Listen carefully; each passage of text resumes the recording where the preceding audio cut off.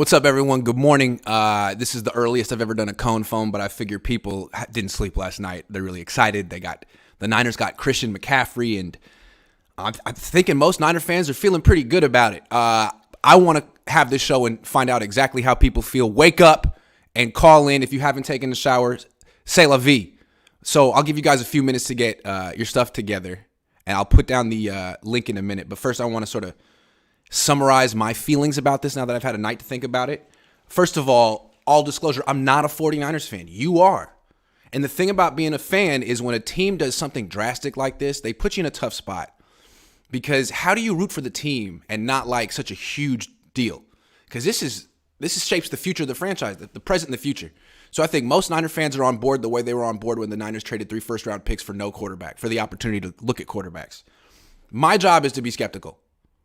So my first reaction is I don't like this. So again, let me explain what I feel. But the reason I'm doing this show is because I'm open-minded and I want to hear how Niner fans feel. And I want Niner fans to express how they feel without me being the downer. So again, I'm going to put the link to call in, but let me just do my thing first. So this is how I see it. This is a desperate panic move from Kyle Shanahan. It sort of acknowledges that he was on the hot seat and that he had no ideas to get him off of it. Like last year, he had Debo moving to running back. This year, the offense is terrible despite a lot of talent, and we're all thinking like, hey, he has something up his sleeve. He's going to figure something out by week 8, 9, 10. Nah, that wasn't going to happen this year. The genius is down in Miami.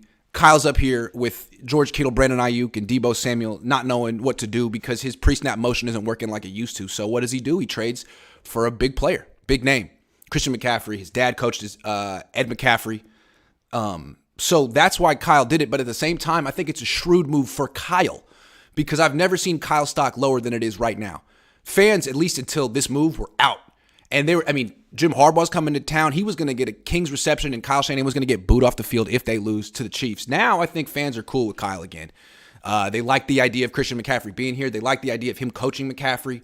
And also, I think, let's say the Niners don't win the Super Bowl with McCaffrey this year. I think this buys Kyle another year because he can go to management and say, well, look, McCaffrey didn't know my offense. It takes 2 years to learn my offense. Plus, next year, he'll get to play with Trey Lance.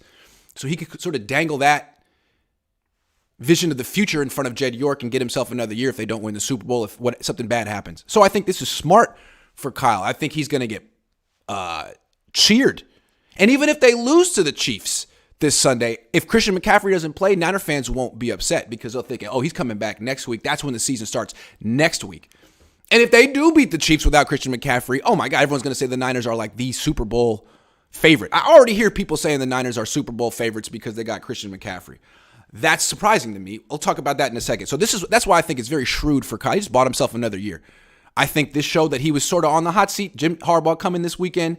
Going to get booed if he loses. Now everyone's cool with Kyle Shanahan. You got this new player. He's going to be exciting with Trey Lance next year. He could be exciting with Jimmy Garoppolo this year. Give Kyle some time. Give the genius some time. The other thing I think is this is really expensive for the franchise. They don't have a draft next year. No draft. No first-round pick, no second-round pick, no third-round pick. They have a third-round comp pick. And it seems like this is what the Niners are going to have in the future is third-round comp picks. And so it's, okay, fine. You don't care about draft picks, fine. You're cool with giving this guy, a bunch of money, fine. But how do you replenish your draft picks? It seems like the Niners are now committed to this whole compensatory pick thing where, and they've been doing it for a while, where they get like comp picks back. A coach leaves or more players leave in free agency than they sign. This is the Niners' new formula. They're not going to be super active in free agency anymore. They need comp picks. So they'll get one big-name player a year, if that, and then guys will leave. DeMeco Ryans probably going to leave. That's a comp pick waiting, a third-round comp pick waiting. Sorry, DeMeco. Then you got Jimmy Ward, Samson Ebukam, Jimmy Garoppolo. These guys are probably not coming back. They're all comp picks waiting to happen. So Jimmy Ward, Jimmy Garoppolo, Samson Ebukam. If you haven't figured it out by now, this is how the Niners do business. I'm sorry about that, but they need draft picks, and you are their source of draft picks now, and it's because Kyle emptied the cupboard for a bunch of running backs and a quarterback he used like a running back. That's how he does business. Sorry, Jimmy Ward, you're a really good DB, but if you don't play running back, Kyle just doesn't have a use for you. Very expensive trade. One of the more expensive trades I can remember for a running back. It almost reminds me of the time that Ditka traded his entire draft for Ricky Williams, except Ricky Williams' agent was Master P, who negotiated the worst contract of all time. It was all incentives. Christian McCaffrey actually has a very expensive contract. Okay, that's the second thing. And then the third thing is I hear people saying like, okay, like, yeah, it might have been a desperate move, and sure, it's expensive for the franchise, but I don't care. This makes the Niners way better. This makes the Niners Super Bowl contenders. Really? How? They already had a ton of talent on offense, and they were underperforming. Why does another running back take the Niners over the top? I mean, they have needs on the offensive line. Do they need another running back? They have good ball carriers. Jeff Wilson Jr. is doing a very good job this year. Jordan Mason looks like he's good, hasn't gotten an opportunity. Christian McCaffrey's not a bell cow. He's not all of a sudden going to come here and run the ball 20 times a game. And if he does, they'll get him hurt. That would be really stupid after all they've invested in him. They have to be careful with Christian McCaffrey and use him prudently. So that to me is like 10 to 13 carries a game with some targets, some throws. So I don't know that he necessarily improves the running game. He gives them a rotation, which is nice. But I feel like the real value you look to with Christian McCaffrey is as a receiver. The Niners do not have a receiver like him out of the backfield. Never have had one under Kyle Shanahan. I mean, this is the first really good receiver out of the backfield they've had since what, Ricky Waters? That's great. It's a new element to the offense. But is it really? I mean, they already throw a ton of screens and passes behind the line of scrimmage or 5 yards in front of the line of scrimmage to wide receivers and tight ends. That's what Kittle does. That's what Debo does. That's how they use Ayuk. So now you have that's how they use check. So now you have a fifth guy who's going to be catching check down passes. I mean, how horizontal can an offense get? We were over here trying to get Kyle Shanahan and Jimmy Garoppolo to push the ball down the field to Brandon Ayuk. Now, forget that. Now there's just another person for him to throw short passes to. Why would he take the chance and throw the ball down the field to Brandon Ayuk when he could just check it down to Christian McCaffrey? Is that what the Niners offense needs? More short passes. More passes sideways to the sideline.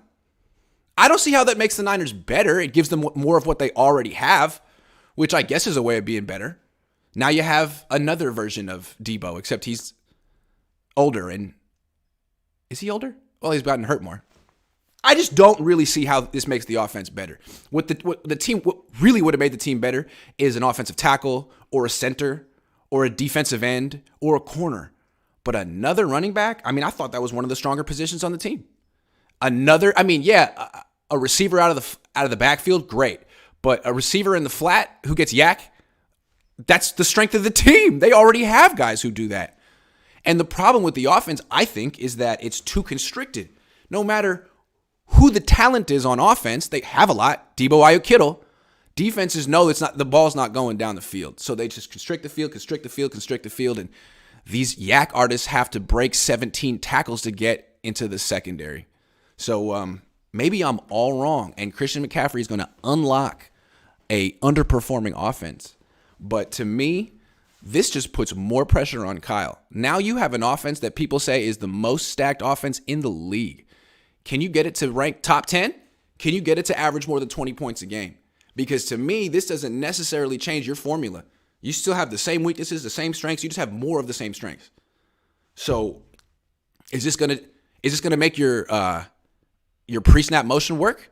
And if your pre-snap motion isn't working and you don't go down the field, our defense is going to be flummoxed by screen, slant, swing pass, slant. Oh my God, Christian McCaffrey's in the slot. Oh my God, he just ran a 5-yard out route. Oh.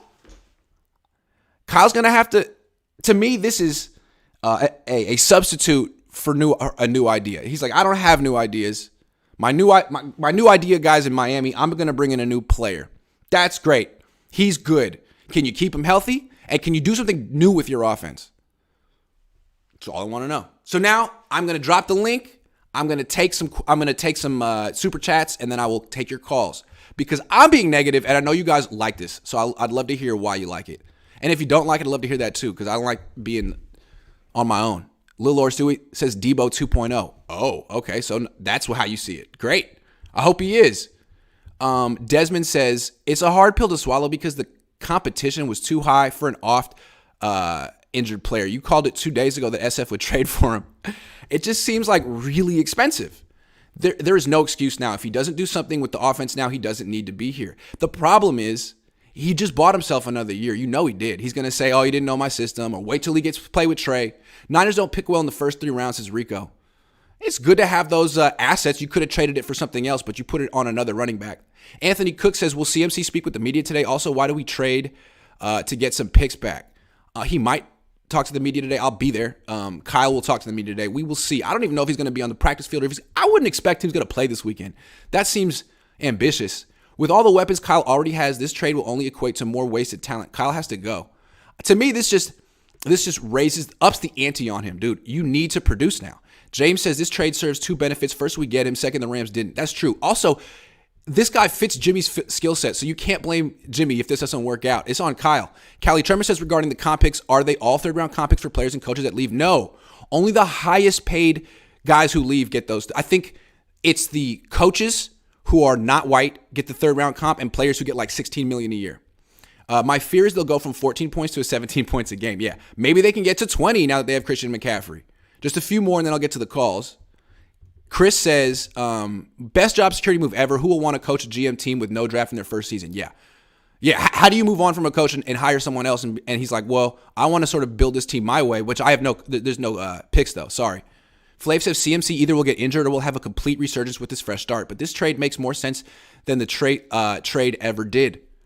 Right, because you like Jimmy Garoppolo as your favorite player. Mr. Tall says, I feel like we just leverage more of our future on a running back when we already freaking had a good one that we didn't use. What the F is going on here, bro? That's exactly how I see it, but I feel like I'm taking crazy pills. Meant compensation. Okay, got you. Phil says, it's about the versatility and explosiveness. Explosive running backs take the offense to the next level. McCaffrey also gives play calling versatility. How explosive is he? He just missed most of the last 2 years with injuries. I saw him in Carolina. He looked good. I don't know. I'm curious. John G, let's talk about it, man. What's up? How you been? Good. I'm going to ask you your Super Bowl pick, but we're going to fire off some questions before that so you can think about it. Mm-hmm. All right. First question. Is this going to fix Kyle's second half coaching? No. No. Will it have anywhere close to the impact Debo had second half of last year? No. Debo was the MVP of the second half last year. All right. And I think this is kind of shading away from the fact that half of our team is injured. Mm-hmm. And this may only make it worse if he gets injured too. And I think a lot of people are forgetting that. And yeah, we might get Mooney back and Trent Williams this week. Mm-hmm. But Jimmy Ward has a cast on his hand. Yeah. Half our corners are hurt. Half our D-line's hurt. We have no run defense. And as much as I am a fan and I'm so happy about Christian McCaffrey, we might not beat the Chiefs. True. What I think is funny is how Kyle has used his running backs with no conscience the last 2 years. It's like, Elijah Mitchell, you have a pulse, 20 carries. Jeff Wilson Jr., you're our top guy, 25 carries. With Christian McCaffrey, you know he's not going to do that. All of a sudden, he's going to be real conscientious about – because he knows if Christian McCaffrey gets hurt, that's his ass. He knows that. So all of a sudden, it's going to be like, whoa, let's give him a drive off. I think you're thinking too highly of Kyle. Man, if he gets Christian McCaffrey hurt in 5 quarters like he did Trey Lance, man, part of me will laugh and part of me will cry. But we said that about Trey Lance. It's true. There's no way and it happened. Between the tackles. And he did. And he ran him between the tackles. He did. Yeah. You can see first quarter. But at the same time, like the Trey Lance move, it was always like, is this really a Kyle move? This Christian McCaffrey, his dad, coach played with Kyle's. This is so obviously a Kyle move. I mean, he traded out everything for a running back. Oh, this was 110% a Kyle move. So let's see how he protects his investment. Let's see if he does. I mean, I don't have the numbers in front of me, but we have to set a record for draft picks on running backs the last 3 years. How do you do this when you just spent a third-round pick on Ty Davis Price, who you haven't even given an opportunity? Like, you already decided within – how many carries does he have this year? 10? That he's not it? Wow. And your owner lets you sign off on – again? Jed, man. At what point do you say, Kyle, enough? You have so many running backs.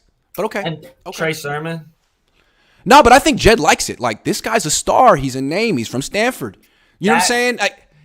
I think Jed likes this. I think he can justify it or at least settle with himself where it's like, okay, I'm not trading up in the draft for Trey Sermon, Ty Davis Price. I'm getting Christian McCaffrey, Yeah, who a name. inside Yeah, in insight might be the most injury prone person in the NFL on the most injury prone team. they could have had him 5 years ago, but they took Solomon Thomas. Now they're gonna give him all this money. Sort of, to me, he's on the downside of his career. To me, he's Kittle at running back. Well, You know how I feel about Kittle? That's what he is at running back. He's Kittle at running back. He is. Injuries have taken their toll. Maybe I'm wrong. I don't watch the Carolina Panthers that much, but I saw him in person a few weeks ago. I was like, yeah, it's bring it. Yeah. But I guess the Niners are very impressed. Very impressed. It just seems like a cycle where it's like we miss out on Brady, Josh Allen, Patrick Mahomes. We trade for a quarterback. Right. We draft all these running backs that we don't even know if we like, or we're just throwing them in there to get hurt, and then we get CMC.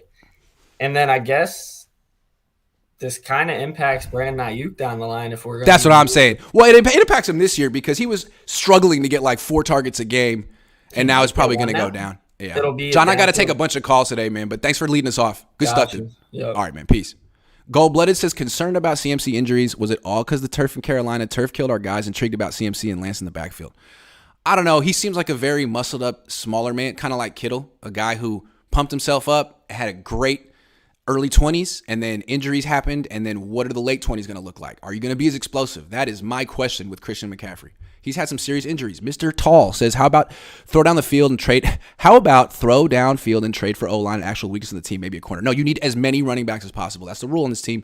Matthew McCoy says, every time the Niners trade, y'all call it a panic move. The cost is a steal. We have 2 third-round comps next year already. We can maneuver down the draft. All right, well, this is what I want to hear. I want to hear people say why I'm wrong. Chris Tech says, would York keep would York keep John Lynch if Kyle Shanahan screws this up and gets fired? I don't know. That's a good question. I guess that's not going to happen anytime soon. Abraham Muniz says, this definitely puts Kyle in the hot seat, in my opinion. Gave up a ton of draft capital for 2 players. It's no excuse. Put up or shut up. Yeah, but the other player's hurt, and he's going to come back next year, and you know Kyle's going to get 1 more year. Matthew says, CMC has the speed and explosiveness a la Mostert to get to the edge and house it. Ooh, I don't know about that. You think he has a speed like Mostert? We shall see. We'll see. With CMC in the back, how much will these receivers benefit? I don't know. Are they going to get targets anymore? Are they going to get to go down the field? I don't know. It seems like they're going to get targets taken away from them. Paul Third said all these misses drafting running back. This trade makes sense. There is no prospect coming from these rounds. It makes sense. The Niners better than they are now. I just can't help but notice that 26-year-old McCaffrey, man, they signed McKinnon at 26. They signed Coleman at 26. I hope they have better luck with this one. My friend thinks I'm taking crazy pills because I didn't think we needed CMC, and I think Kyle's more of the problem on the offense than anything. Yeah, well, we'll find out. If he can't get an offense to score 25 points a game with all this talent, it's him. Jody says, do you think this makes the Niners a true Super Bowl contender? I think the Eagles are our only competition. I think I don't know that this makes the Niners Super Bowl contenders. I'm not certain that this does anything. I'm not sure how this makes them better, and I'm not sure they can keep them healthy. House of Jello says, also, we lose cap space to CMC, which means some players definitely aren't coming back. Yeah, that's true. Korean Niner, what's up, man? I'm good, Grant. How are you today? I'm good. I'm glad the Niners did something we could talk about. This is true. This is fun. Yeah. Does this move improve the offensive line in any way? It doesn't. I mean, there's a reason why Jake Brendel was a backup for all those years, and now Kyle thinks he's the resurrected Tom Nalen of Denver. I mean, to me, I picked the Niners to go to the Super Bowl and win it this year with Trey Lance, but I feel like through the first 6 weeks of the year, it's pretty clearly Philly's conference. And there's some teams like Minnesota and I guess the Giants and the Cowboys who are there, but until the Niners can get their offense on track, you really can't call them a Super Bowl contender. And now we're supposed to believe that this one addition of this one new check down threat is going to take them over the top. Like, they got the best check down threats in the league already. Yeah, at some point, you got to have a compliment to that. But I guess, I don't know. We'll see. I don't know. This is another one of those moves where he's just kind of borrowing from Denver because, look, this is another Denver connection since Ed did play for his dad with those championship Broncos teams, and he is his son. Mm-hmm. So I just think this is just another move of, hey, I'm just going to borrow what I kind of sort of already know because of my dad's connections. I just feel like how could Jed trust Kyle on another running back trade? It's like he paid Jerick McKinnon $30 million. He paid Tevin Coleman $10 million. He agreed to trade up for Joe Williams. He agreed to trade up for Trey Sermon. He agreed to draft Ty Davis Price. And after all of that, and none of it works out, Kyle's like, hey, can we trade the whole next draft for Christian McCaffrey? And Jed's like, yes, I've heard of him. I saw him at Stanford. He's a good player. Like, really? Come on, man. That guy, you're going to let that guy sell you on another running back? Like, you know what I mean? It's like your friend who keeps like getting suckered into the same Ponzi scheme. It's like, really, you invested again? What about the last 8 times? It's okay. This one is a really good investment. Okay. All right. But he got hurt last year and the year before? Okay. All right. Well, good luck, Jed and Kyle. I can understand trading for a running back like a Barry Sanders or a Walter Payton. If Bo Jackson. If they were available to me. Or Saquon. Although Saquon's been hurt a lot too. Honestly, He's been hurt a lot too. Anyway. So you got anything else? Yes. CBS Sports last night said that the expected win total before the trade was 9.5 wins. They said after the trade was 9.7. So did you really move the bar in saying, hey, we're going to go from 10 wins to maybe 12? That's what I'm saying. To me, the Niners' problems on offense are schematic. It's the fact that you got a vanilla offense that's really operated on smoke and mirrors with pre-snap motion. That motion isn't really fooling defenses anymore. So what's your counter? Another running back. Okay. Well, let's see how this goes. Kyle, you're a lot smarter than me, and this is your job, not mine. So you do what you think is best for it. But this is not what I would advise. If I was your attorney, I would not have advised this at all. But anyway, I'm not. Yep. Good stuff. Right. Good to see you, man. Thank you, Grant. Take care. Later. Paul Third says, where are Joe Williams and Trey Sermon now? Joe Williams is I don't on a road trip probably, and Trey Sermon is what? In Philly? Kyle doesn't care for his players' health. I went back and watched highlights of RG3 for the Seahawks versus the Seahawks in the playoffs. How could you run your quarterback that much? He was hurt going into the game. I mean, Mike ran Terrell Davis into the ground 25 years ago. They've kind of been doing this for a long time. Mr. Tall says maybe we'll actually rotate running backs and they all stay healthy and remember the season. Positivity. That is definitely a silver lining. I agree with that. What jersey number CMC wear? I feel like he's taken that 22 from Jeff Wilson, don't you think? We're not Super Bowl contenders. We got beat by crap teams. Yeah, man, let's see the Niners beat some like decent teams before we call them a Super Bowl contender because they got another check down threat. Alan, what's up? Hey, Grant, how you doing? Man, I'm all right. How you doing? I'm okay. I was like you said, I wasn't too thrilled about this whole CMC trade. Okay. At first. All right. But like thinking back, because I was listening to some of your shows from the previous days, and you was talking about Jimmy being under center, right? And you said there's not a thread of why they should go after the play action on the running back. I feel that could help out a little bit more, maybe make him bite, and that he can expand the zone concept we did in 2019 with Mostert and stuff. Absolutely. Also, I think the Niners are going to be moving a little bit more to the shotgun this year because for whatever reason, their offense is really good from the shotgun and really bad from under center. And maybe Christian McCaffrey, he's been running from the shotgun a lot in his career. Maybe that'll I haven't looked at his numbers, but I think he should probably excel from there. And I can see Debo thrive from this Christian McCaffrey hype, where you start doing the zones where you have Debo line. Remember in preseason you was talking about there was like a play concept with Trey where Debo runs out wide, then motions back to the backfield on like a triple option. Yeah, they could do stuff like that with Trey next year. And I think that's what's going to buy Kyle time is the idea of that. With Jimmy this year, they could run like a RPO with that, like a run pass option. It would be nice to see some creativity because I feel like there's been no creativity in this offense since Trey went down. So if Christian McCaffrey actually sparks some imagination in Kyle Shanahan, great, wonderful. Because I feel like the imagination's in Miami right now. I feel like it's not enough to bring in Christian McCaffrey. Kyle needs to like really be creative with his usage of him. He has the bye week coming up. Maybe he will. Maybe he's been looking at Christian McCaffrey for 10 years being like, man, that's the guy I want. So let's see what he's got. Thanks, Alan. All right, Grant. Have a good day. All right, man. You too. Jay says, finish the team. Trade Kyle to Denver for Surtain. Starting center. Starting right tackle is D'Amico's time. Leader of men. I don't think that's going to happen, Jay, but I hear you. Big Mike, I want to take you on the stream, but you got to pull over, man. You can't be driving and talking. That's the one rule I have on this. So when you pull over, I got you, all right? Leak and then Bobby. Oh, yeah. Leak, you up? Yes, sir. Yo. Yeah, what's up? Man, my first word I'm going to say. First 2 words. No excuse. Okay. No excuse. Thank you. I don't want to hear. Yep. Everybody wanted Jimmy. You got Jimmy. He ran to the ground. He gone now. You got Jimmy. You got CMC. There's no excuses. Go win a bowl. I feel like it's the Chiefs this week. So, everybody played the Chiefs in the Super Bowl. They're going to be demoralized if they lose this game. Good point. If they lose this game. But now they have Christian McCaffrey there at Captain Save-A Team. No. Captain Save-A Team coming through. No. And that's 5'9", 200.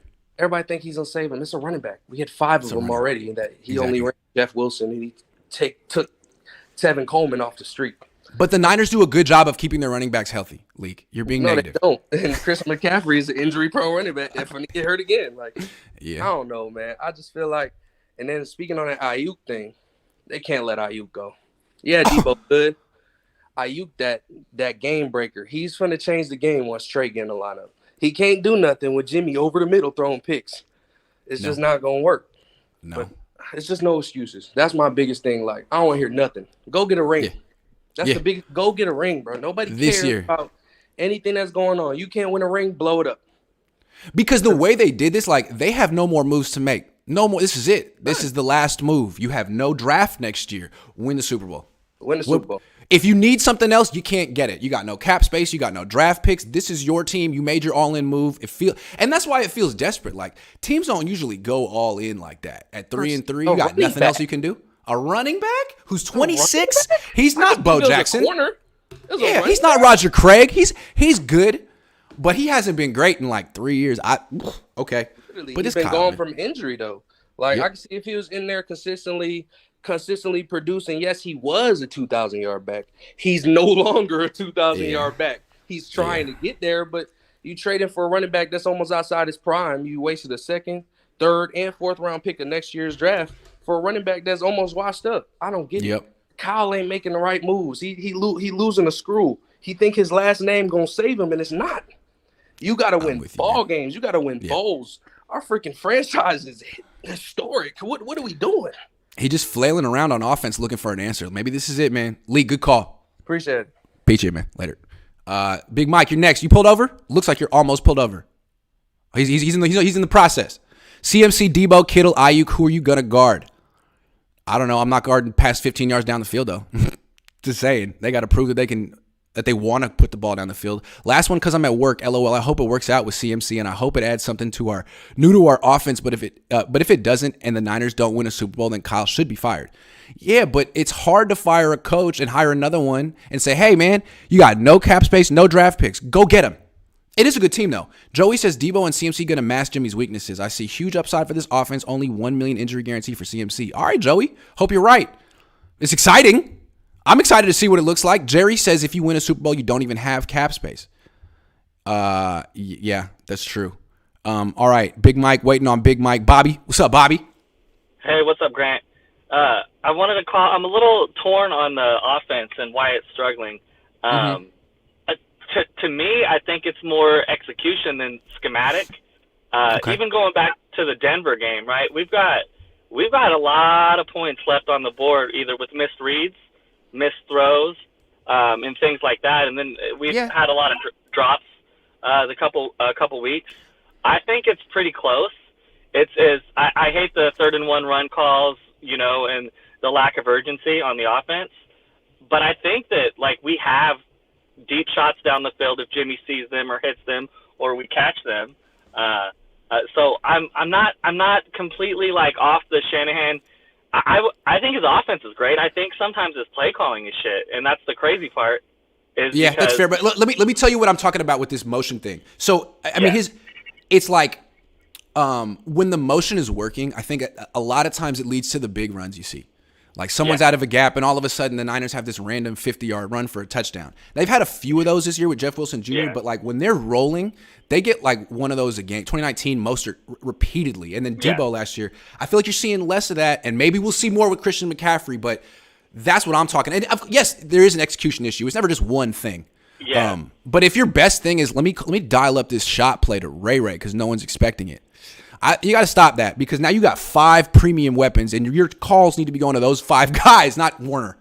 Yeah, no, I agree. I just have a little more faith because I'm just hoping, and it's tough because it's Jimmy, and I've watched this for multiple years, missing reads, missing throws. But if he gets hot and he starts sticking these, I still think the offense can produce a lot of points. I'd like to see it. It should. It's like, honestly, it should, right? With all this talent, forget like Jimmy Garoppolo's like limited, right? But like he's been on the team for 6 years. He knows the system. He's not a bad quarterback. He's got all kind of weapons. There's no excuse. Only way this offense is bad is if Kyle's bad, and I don't think we think he's bad. So step up. That's the thing. I'm forced to watch all these Denver games, and their defense looks really good. And then it's burned into my head how many points we left off the board and how open receivers were against Denver. And I'm like, same thing with Atlanta, same thing with the Rams in the NFC Championship game. I mean, I hate to keep killing Jimmy, but like I think it's there. I think this is there, but. I mean, part of the problem is though, like what you'll see, you'll see the video and you'll see a guy open, but you don't know what the progression is, and you don't even know. Like Kyle, a lot of time will say, does if this Jimmy is the have coverage, a progression? like Kyle, a lot of times will be telling him where to throw. Yeah. So if you see like a guy was open there, it's hard to say maybe that was the guy, or maybe Kyle said throw here, and Jimmy's just being at the same time Jimmy's on the field. And this is what kills me is a lot of the picks this season have come in early downs to Debo, where it's like, did we have a progression, or was that, hey, we're going to people were talking about he threw an arm punt to Debo at the end of the half. I'm like, no, that's not true. They needed 10 to 15 yards to get in field goal range. Yeah. With 9 seconds, and he chose to throw into triple coverage. Or absolutely. That why would you? First of all, if you're going to throw a Hail Mary, put it in the end zone. You were trying to get into field goal range, and that was ridiculous. You could call me. I saw arm punts all over, and I'm like, what are you got? Anything to excuse just a boneheaded play? I mean, it was aggressive, and I'm okay with it being aggressive. But no, he threw 2 picks last week, and everyone's like, Jimmy balled out. Like, no, he did not ball out. He threw 2 picks. Bobby, I got to take more calls, man. Good stuff. All right, Grant. Have a good one. All right, man. Later. Antonio says, Kyle Shanahan might finally get exposed. CMC, Kittle, Debo, Ayuk, just to get 18 points. Haha, I might like this because he might get fired if he doesn't win enough games. Ken Dorsey. What I don't understand is, where are the targets coming from? Where are McCaffrey's targets coming from? Are they going to all of a sudden throw more? Because that's not their formula for winning. Their formula for winning is running more than they throw. So it just seems like this is going to come at the expense of Kittle's targets and Debo's targets. It's disingenuous to call CMC a check down back. Matthew McCose. What would you call him? A scat back who catches all of his passes in the flat? What would you call him? We still have Kyle and Jimmy Garoppolo. CMC is not the answer, says Devin. I think that's probably the right answer, what you said. Gray Saint, new member, thank you very much. Daniel, CMC has soft tissue injuries, not serious injuries, not washed up. On a bad team, still playing well. Love the heart. He's a pass game threat. Will open up the field for longer throws. Ayuk thrives. Soft tissue injuries are good. Those are concerning. Those are the ones that pop up, not serious injuries. Okay. All right. Well, we'll see. I could be wrong. Murray says, why are you so mad at Kyle for losing that last game when we are the most injured team in the NFL? Are you trying to tell me if we were healthy, would have not won that game? Come on. Ooh. Okay. Okay. Well, when healthy, the Niners are the best team in the league. They're only healthy 2 weeks of the year, but when healthy, they're the best team in the league. Matt says, is Jimmy Garoppolo wearing his knee brace in games? I don't think so. Have you noticed it? I don't think so. Suki Pazuki says, is CJ Henderson a sneaky trade target? Nah, he sucks. Sorry. I think. Sven says, it's a great time to be a Bay Area sports fan. We got CMC for at least 4 years. Your boy Krug's tweeting Aaron Judge might be a Giant next year too. Wow, cool. That sounds fun. I know Krugs is all about it. He wanted the Niners to get Christian McCaffrey. So did Jose. A complete running back. Cool. The Niners have running backs. So what he adds is the check down threat. Well, they have that too. I fear CMC is going to get hurt. I hope I'm wrong. Yeah, that's exactly how I feel. All right. Let's take more calls. Big Mike. What's up, Big Mike? What's good with you, bro? Chilling, man. Where you calling from? Man, Dallas, Texas, baby. I'm holding it down for the 49er family on this end, man. Appreciate it. What's on your mind? How you feel about that? Man, first and foremost, I want to say, man, I chime in with you and your dad all the time, man. I love what y'all doing. I don't always agree with you, but you keep me informed being so far from San Francisco, and I appreciate that. Thank you. But, man, when I heard about this, man, all I could do was shake my head, man. You know, Christian McCaffrey is a good football player, but this was a reach. We gave up way too much compensation for a guy that's injured that much and makes that much money. And like you said, Kyle Shanahan just gonna rub him into the ground until he's hurt. That's eventually gonna come. Yeah. Reason they did this was they were reaching for special. My philosophy on this is this: teams that win the Super Bowl, except for the outliers, their quarterback has something special in them. Jimmy Garoppolo has zero special, So what Kyle Shanahan is doing is he's looking for other places where he can supplement the special. It's not going to mask the fact that Jimmy Garoppolo has no special. So we're going to continue to flounder. He can go get all the guys and running backs he wants. Bobby Turner, to me, was the most important get of anything that he did this year. Having him back, if he played Jordan Mason, if Bobby Turner coaches him, we can get all we need out the running back. He didn't need to go pay for Christian McCaffrey. But we got to ride Big with Mike, it now. When they made this move, didn't you wonder, did Bobby Turner sign off on this? I mean, what is Bobby Turner? Bobby Turner has shown for 3 decades that he can turn late-round picks and undrafted free agents into Pro Bowlers, and you're telling me he needs Christian McCaffrey? Like, really? I can't imagine that he's like, yeah, I need this. Hold up. I know he was like, man, we didn't really need that guy. Yeah, that's what I'm thinking. Kyle Shanahan is proving that his decision making is becoming desperate at this point because he understands now the pressure is on for him to produce. You're 6, dude. You got to come up with something better than a bunch of almost. Can't use the injury excuse this year.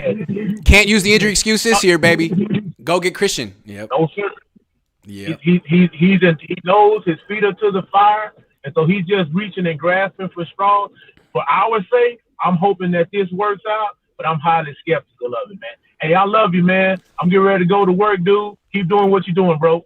Good stuff, Big Mike. Thanks for pulling over for me, man. Have a good one. All right, Cohn is next. Don't bother me says, will we see a dual backfield similar to Green Bay? I mean, we should. Kyle's imaginative, right? Like, he better bring out the creativity with this. Mark says, I like the fact that JL made a trade. I hate the fact that it's for an injury-prone player. I don't trust Kyle Shanahan to keep CMC healthy. He will be hurt before the bye. I hope we're wrong about that, you know? But, yeah, Fonzie Gonzalez says, in the last 3 years, we've mortgaged our future on an inexperienced, small sample size, high ceiling, possibly injury-prone quarterback and a fifth-year injury-prone, albeit top-tier running back. Immediate silver linings, Jimmy Garoppolo's newest stat booster. Perfectly put. Yes. It's exciting. And here's the thing. When the Niners traded up for Trey Lance, my initial reaction was, ooh, that's expensive. But then I didn't want to be a party pooper. So I was like, cool, good move. But now I'm okay being the party pooper. It's not my job to cheerlead or be a fan. If I'm uncomfortable about a trade, I'm going to say it. And if I'm wrong, I'll own it. Upside, more weapons for Trey Lance future games. That is definitely a big upside. All right. Cohn, man. Talk us off the edge. Hey, so listen, this is a great move. This is a wonderful move. I've got two things, and then I've got a rapid-fire question for you. Harbaugh versus Kyle. You have to give me your first gut reaction. But first, the Christian McCaffrey stuff. Listen, how is this not a wonderful move? Think about it. You're in the NFC. You're in the minor league of the conferences right now. You don't have to deal with Kansas City. You don't have to deal with the Bills. You don't have to deal with San Diego. Who's, by the way, talk about coaches over their head. That San Diego Chargers team should be undefeated with the amount of talent they have. San Diego? San Diego. The Chargers, I mean, think about it. The amount of money they spent. Huh? I think they play in LA. They get right. Oh, you're right. LA. You're San right. Diego? Sorry. Yeah, you're right. No, you're right. They'll always be the San Diego, as the Rams will always be St. Louis to me. That's true. That's true. This is a great move in a conference. Frankly, in the next 1 or 2 years, I'm assuming Tom Brady's done after this year, and I'm assuming that the Bucs will go back to being a dumpster fire. I'm assuming that the Rams QB has 1 or 2 years left. I'm assuming, maybe. I'm assuming the Packers have 1 to 2 years. That guy's got 1 to 2 years left, right? All that is said, outside of Jalen Hurts, what do you got in the NFC that's going to be scary to the 49ers? I'm asking you. So I thought you said Jalen Hurd for a second. I was like, Jalen Hurd? What happened to him? No, Jalen Hurts, right. Yeah, no, you're right. So outside of that, go ahead. Go. This is an okay move based off the 49ers assessing what's in the NFC and what they have to go through, that they could take a year off in the draft, which frankly is hit or miss by them. And frankly, they toilet their first round picks anyway. Out of all of them, you've got 2 or 3 starters. Out of all of the first draft, first round, second round misses, they are the only team I've ever seen to nail 3rd, 4th, 5th. It's what's kept them afloat. So to me, this is a good move based off what they have assessed their environment as. It's a good move. Did they give too much? Yeah, but guess what? They already made that sin when they traded for Trey Lance, who probably would have been there at 12 or 13 anyway. Looking It's back good. on it. Why? What does it make the offense better? Yes, you know why? Because I believe Kyle is trying to force the cheat code that is Deebo Samuel. And I think last year it came very naturally to him. And I think this year he's pressing a little bit with Deebo and trying to get lightning in a bottle. Now that you have, because I think you said it earlier, Kyle's offense is based on you making a mistake. Yes. Now he has one more chess piece where he can force the defense to make a mistake. I don't think the offense is going to change, but I think you're going to see that now defenses are going to be like, all right, who are we guarding on 3rd and 5, Deebo or McCaffrey? Oh, Kittle's open. Great. I think it's going to be a byproduct of that. I don't think stats will change, but I think you're going to get more mistakes. And I think that's what You think their third down offense will improve? Okay, they've been in their losses. They've been bad on 3rd down. They don't even hit 20-30% in their offense, and that's the one thing Jimmy has always been historically good at, is bailing Kyle out of his predictable, running on 1st down, running on 2nd down, and 3rd down, essentially quick, short, intermediate passes. And if they can get that going, they typically go well because they capitalize on the defense not being there correctly. And that's where you get the long run. That's where you get all that stuff where it's the defense making a mistake. And I think the defense are just lining up now, ignoring the coverages, but now they're going to have to account for another person. Sure, right? Absolutely. Yeah. So to me, indirectly, it'll help. Now, I had fun with this. You got to give me your first gut reaction. Ready? Better coach in lieu of Harbaugh coming back. Kyle or John? Jim. Oh, Jim. Sorry, Jim. Although neither one's won a championship, but I would have to say Jim. He at least keeps his players healthy. He has more. Jim doesn't have down seasons. From San Diego to Stanford to the Niners to Michigan, there is a consistency that he never wins the whole thing, which is not good. And I'm not saying bring him back to be the head coach, but there's a consistency that he has as a head coach. I completely agree. Better play caller, Greg Roman or Kyle Shanahan? Kyle. Greg has no concept of the passing game. And Kyle doesn't have a great one either, but Greg has no concept of the play action. Kyle. Greg's terrible. No, and Greg's I feel like Greg never evolved. He never. No, it was always the same thing. He's terrible. Right? Yeah. There's a reason why Baltimore's in the predicament. Super gimmicky. Yep. Yeah. Better defense. Fangio. I mean, now Fangio. Maybe he didn't have as much talent. He had a lot of talent, but Fangio not only was the best defensive coach, he was the better coach than Harbaugh, and now he is the trendsetter. Like, it used to be Pete Carroll. Now it's him. I mean, he's the best defensive coach they've had since Seifert. But that's not what you're asking. No. Well, I think he was great because I think he kept things simple. And I think defense, you have to keep things simple and let your athletes play. And I think Fangio put players where they didn't really have to think. They just had to react. One more. I got to take more calls. All right. Jimmy versus Cap. Better quarterback. That's a hard one. Cap had some really good. Cap had some really good performances in the playoffs. Cap never got better. Jimmy never got better. Man, they're so different. I'll take the guy who can move over the guy who can't. That's just a preference, though. I think they're pretty similar. Okay. All right. Yep. All right. Cohn, I'll talk to you later. Good stuff, man. Good to see you. Nice watch. Antonio says, I want to have the optimistic views of Cohn, but I can't while Kyle Shanahan gets overwhelmed with his own offense. The thing is, Kyle is the one making the mistakes. Respect to Cohn. I appreciate Cohn coming on and laying out the positivity because I know a lot of Niner fans feel it, and it was lost on me. So I'm glad that he laid it out. He's a very optimistic, smart person. He's a fan, though. Sup, Cohn? You think the common denominator is going to get Christian McCaffrey hurt? Yeah. Thanks, Estevan. All right, I want to get the coach. And then I want to get Callie Tremor because he's wearing my shirt. And I want to get all of you guys. So hold on, Lunch Lady and Wolf. I'm going to get you guys. Coach, I know you like this move. I love it. I love your beard too, man. What's popping? Yeah, man. I've been working hard, bro. So let's just get to it. First of all, how have you been? It's good to see you. Good. I can't complain. Good. Good. Yeah. Back from West Virginia feels good. Yeah. Okay. Oh! Nah, man. Coach. There you go. Can you hear me? Someone called you, huh? Yeah, somebody called me. Somebody Yeah. called me. Hold on. All right. I got to tell him, don't call me. All right, man. You got the floor. Tell me why you like this move. All right. I love the move for what it does for us long term, not what it does for us immediately.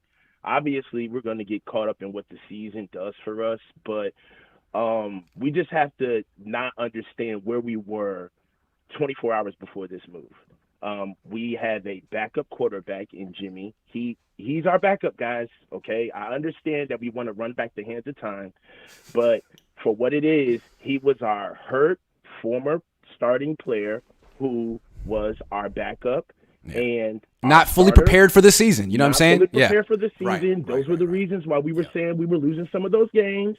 Come on. Let's keep our eye on the ball. Rusty in Denver, all that. He was rusty in Denver, all of that stuff. And right now, we were giddy about our injury reports 24 hours before this. Right. About being prepared for Kansas City. Yep. So what CMC does for us long term is it makes our offense actually honest. You have to, for what we do. I'm tired of arguing about what we don't get out of this offense when Jimmy G is the quarterback. Mm-hmm. Okay? Mm-hmm. What we don't get is we don't get downfield throws. We get 50% out of what Brandon Ayuk can do. We get 50% more physicality and abuse on Deebo Samuel. Correct. We get shorter routes from George Kittle, and he's strapped to the line of scrimmage to be an extra blocker because we have to run the ball more because defenses don't play us honest because they're not honorable to Jimmy G's arm. So let's come on. We've been here. That's okay? True. So what happens with us year after year is let's go back to our successful offensive performances, and that's when we have speed that can get to the outside via the run game. That's what our offense lacks. That's what our offense is great at when we are successful, i.e. Breida, Mostert. We found it in Elijah Mitchell, and then he got hurt. We lost games, and then Deebo Samuel came and saved the day. And now Elijah Mitchell is hurt, and we don't have outside presence to get the ball out. Deebo's not working. And Deebo's not working because they see it coming. And defenses are crowding us on the offensive line, which is young, inexperienced, and injured. So we need more speed to actually make offensive honor us. So that's the immediate, right? Cool. In the long term, I think that this does wonders for Trey Lance because that's where CMC is really going to be. That's the big, assuming they can keep him healthy, that's definitely the big positive here. Exactly. That's the positive that I'm looking at. If we don't win a Super Bowl in a vacuum window, in a window, this year, next year, I don't care. So is it fair to say that Kyle's his new mission statement is win a Super Bowl this year, next year? You got to. No, I think that Kyle's mission statement is we're going to do everything physically possible to win as much as we can for every season we play. For every season we play, this is what we're going to do for this season, but it helps us long term.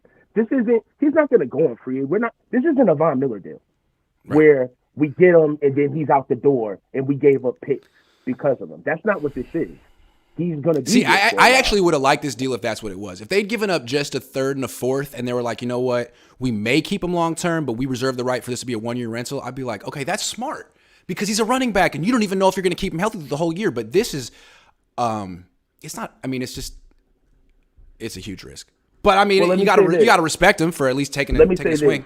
Let me say this: the same way you can parse it as 3rd and 4th round picks, we got 3 compensatory picks from our minority hires out of and D'Amico's coming up. Mike McDaniels, Mike Salah, and D'Amico's coming up. D'Amico's coming up. He's next. Talking about money, but Jimmy G is about to be off the books, and we're about to get a bump in the salary cap. Like guys, we're okay. This is a move for us to attack. Also, the Niners aren't a big time free agent destination because of California and the Bay, and I think they know that. So if you want to get players, like you trade for them, that kind of thing. And I got to be honest. I hate to kind of like flex, but nobody makes shit happen on day 3 of the draft like we do.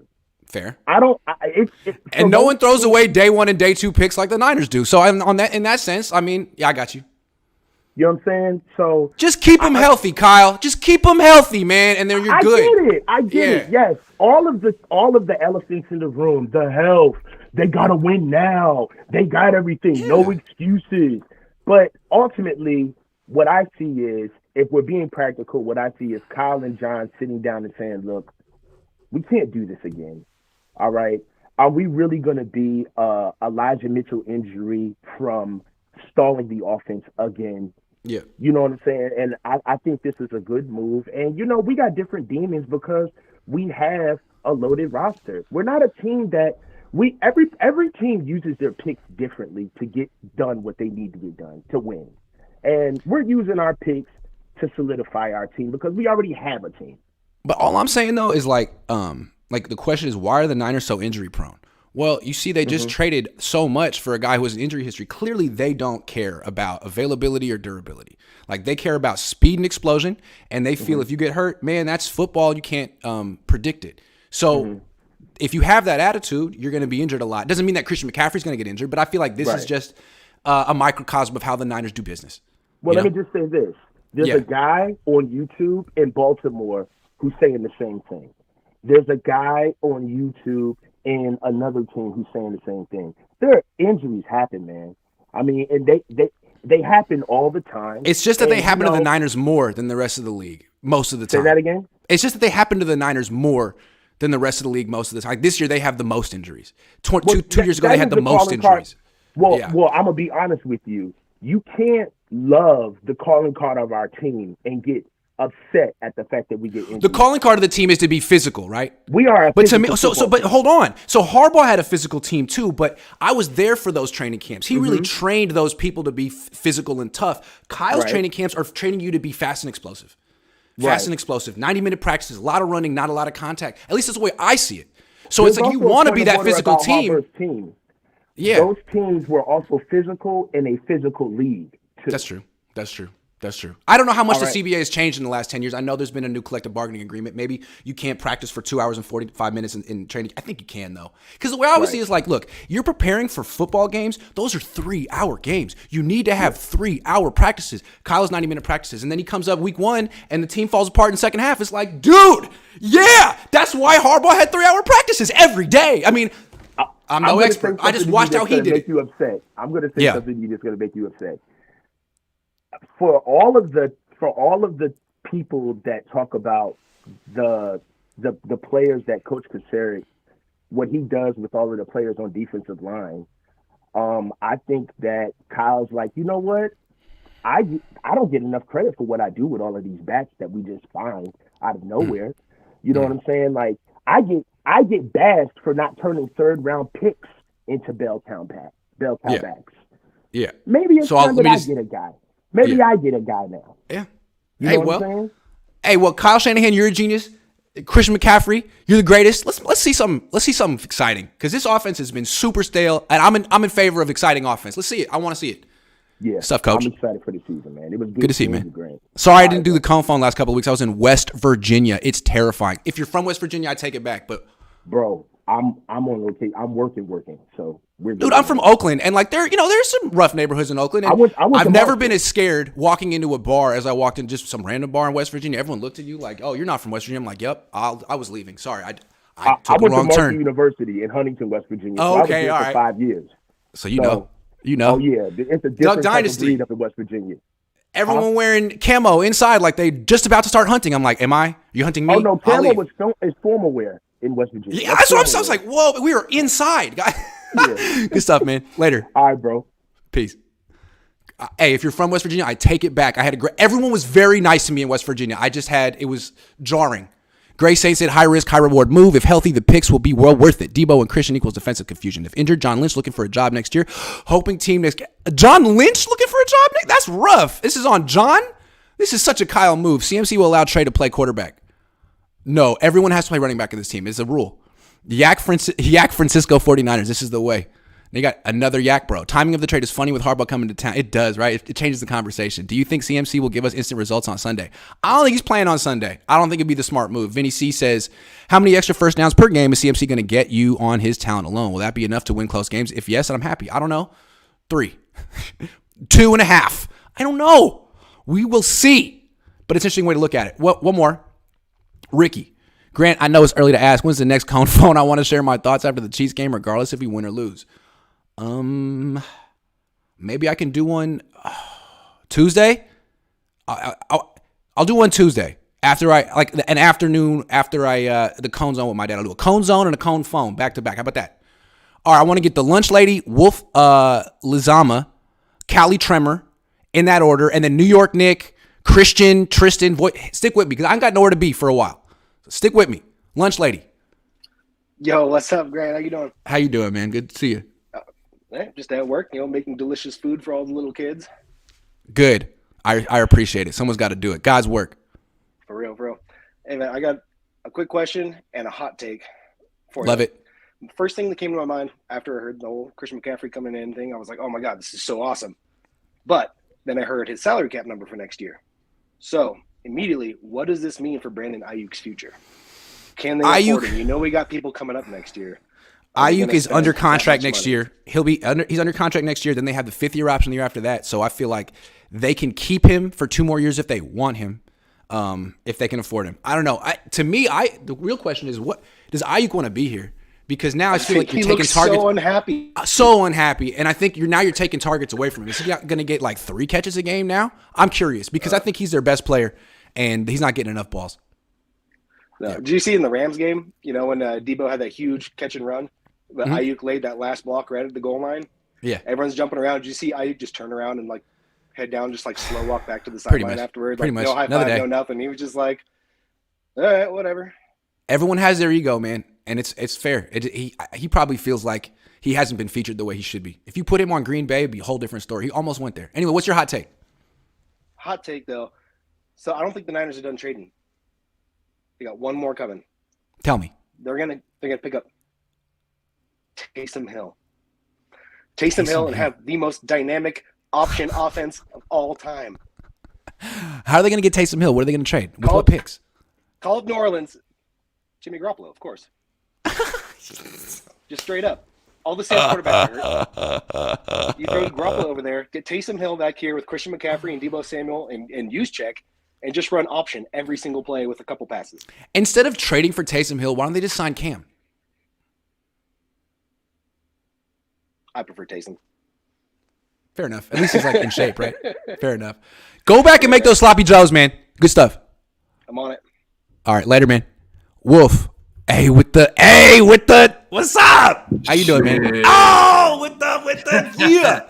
Love it. Double whammy. Good morning, bro. Yeah. Good morning, man. Thanks for calling in. Yeah, for sure. It's been a while. But real quick before we get into the CMC stuff, bro, I wanted to get to the arm punt that Bobby was talking about earlier because that was a good point, man. That was the only time I've ever seen Jimmy Garoppolo and Kyle Shanahan confide in each other on the sideline before that happened. If you're watching the broadcast, they're like, okay, do that because Jimmy Garoppolo said something, and then so I don't know if you see Debo in triple coverage right around the 20-yard line, nail that. That's what I'm saying, man. I don't know if that's such a good thing then that they're on the same page, but getting into the CMC stuff, man. I want to get positive because if you would have asked me before this Falcons game, man, I would have not even entertained the idea. I would have been completely negative about it. But after the bullshit that we saw last Sunday, I said it, bullshit, man. Critical drops and misses. Fumble from Jeff Wilson Jr. Yeah, exactly. Yeah. So I like that he's going to come here and add consistency. Now, I know people say that he's not going to add consistency when it comes to the injury proneness, but he was the guy over there in Carolina. And so he was getting beat up every single damn game. He was Deebo Samuel was limping into the playoffs last year because he became the guy. Now, McCaffrey doesn't have to have so much leaned up on him. So if Kyle Shanahan gets him hurt, he's on the damn hot seat, bro, because you don't have to use him so much. Give him 1 down out of 3 to get a first down, and You know, there's a You lot. don't have to run him between the tackles. You don't have to do to him what you did to Trey Lance. Don't do to Christian what you did to Trey Lance. Keep him healthy. You better don't. You better don't. Hey, man. Like, doesn't it feel like Kyle Shanahan's job depends on him keeping this running back healthy? Like, that's hilarious to me. You can't keep anyone healthy, but now you got to keep Christian McCaffrey healthy, and he's had his own issues. Like, good luck, Kyle. And if he does it, I'll applaud you, man. I'll applaud you. Yep. And in front of Harbaugh, too, man, because he has to play him against the Chiefs. He better play him against the Chiefs, man. Good luck with that. Good luck. I don't know. You think he will? I think so, because I don't think, like Garoppolo, when he first got here, he just ran stuff that Garoppolo was familiar with. And when it comes to the running back position, you just got to tell him, here, run this check down route, run this outside route, run this in route. Like, it's very simple. You don't have to tell him the whole damn play. He's right next to the quarterback. So that's the positive thing about it. And run from the shot. Run from the shotgun. I do still want to see the 49ers go after a corner, Mount, an outside corner. Because we know what's going on with Ambry Thomas. We ain't got to say it. Well, they don't have many draft picks yet. They can start trading picks from the 2024 draft, though. They're going to have a first-round pick that year, right? They can trade that. Trade Ambry. Yeah, he's worth a lot. All right, shit, bro. I'll let you go, man. Thank you. Appreciate it. Good stuff, Wolf. Thanks for coming on. Thanks for calling in. All right. Daniel, he says, fans need to stop talking about Achilles, torn ACL injuries, and CMC. He's had strains and sprains. Grant, dude, he missed how many games the last 2 years? He played 10 games the last 2 years? Come on, dog. Come on. And now he's on the 49ers? They're cursed. What happens to Mitchell, Wilson, TDP, Mason? Mitchell and Wilson probably get some touches. Forget the rookies, though. Sorry, rookies. Callie Tremor. What's up, man? What's up, man? Nice shirt. Thank you. I appreciate that. My wife thinks it's a nice shirt, too. Hey, thank you. So here's the thing. I see Christian McCaffrey. He was used a lot in Carolina, right? It's true. I see it as when LaDainian Tomlinson was with the Chargers, how Marty Schottenheimer used him a lot and he always got hurt. I see it like that. And for the Niners to go and pick him up, I understand the whole scheme and what all the callers before me were saying. I understand that. But it's like, why? Why aren't you trusting your rookies that you have there?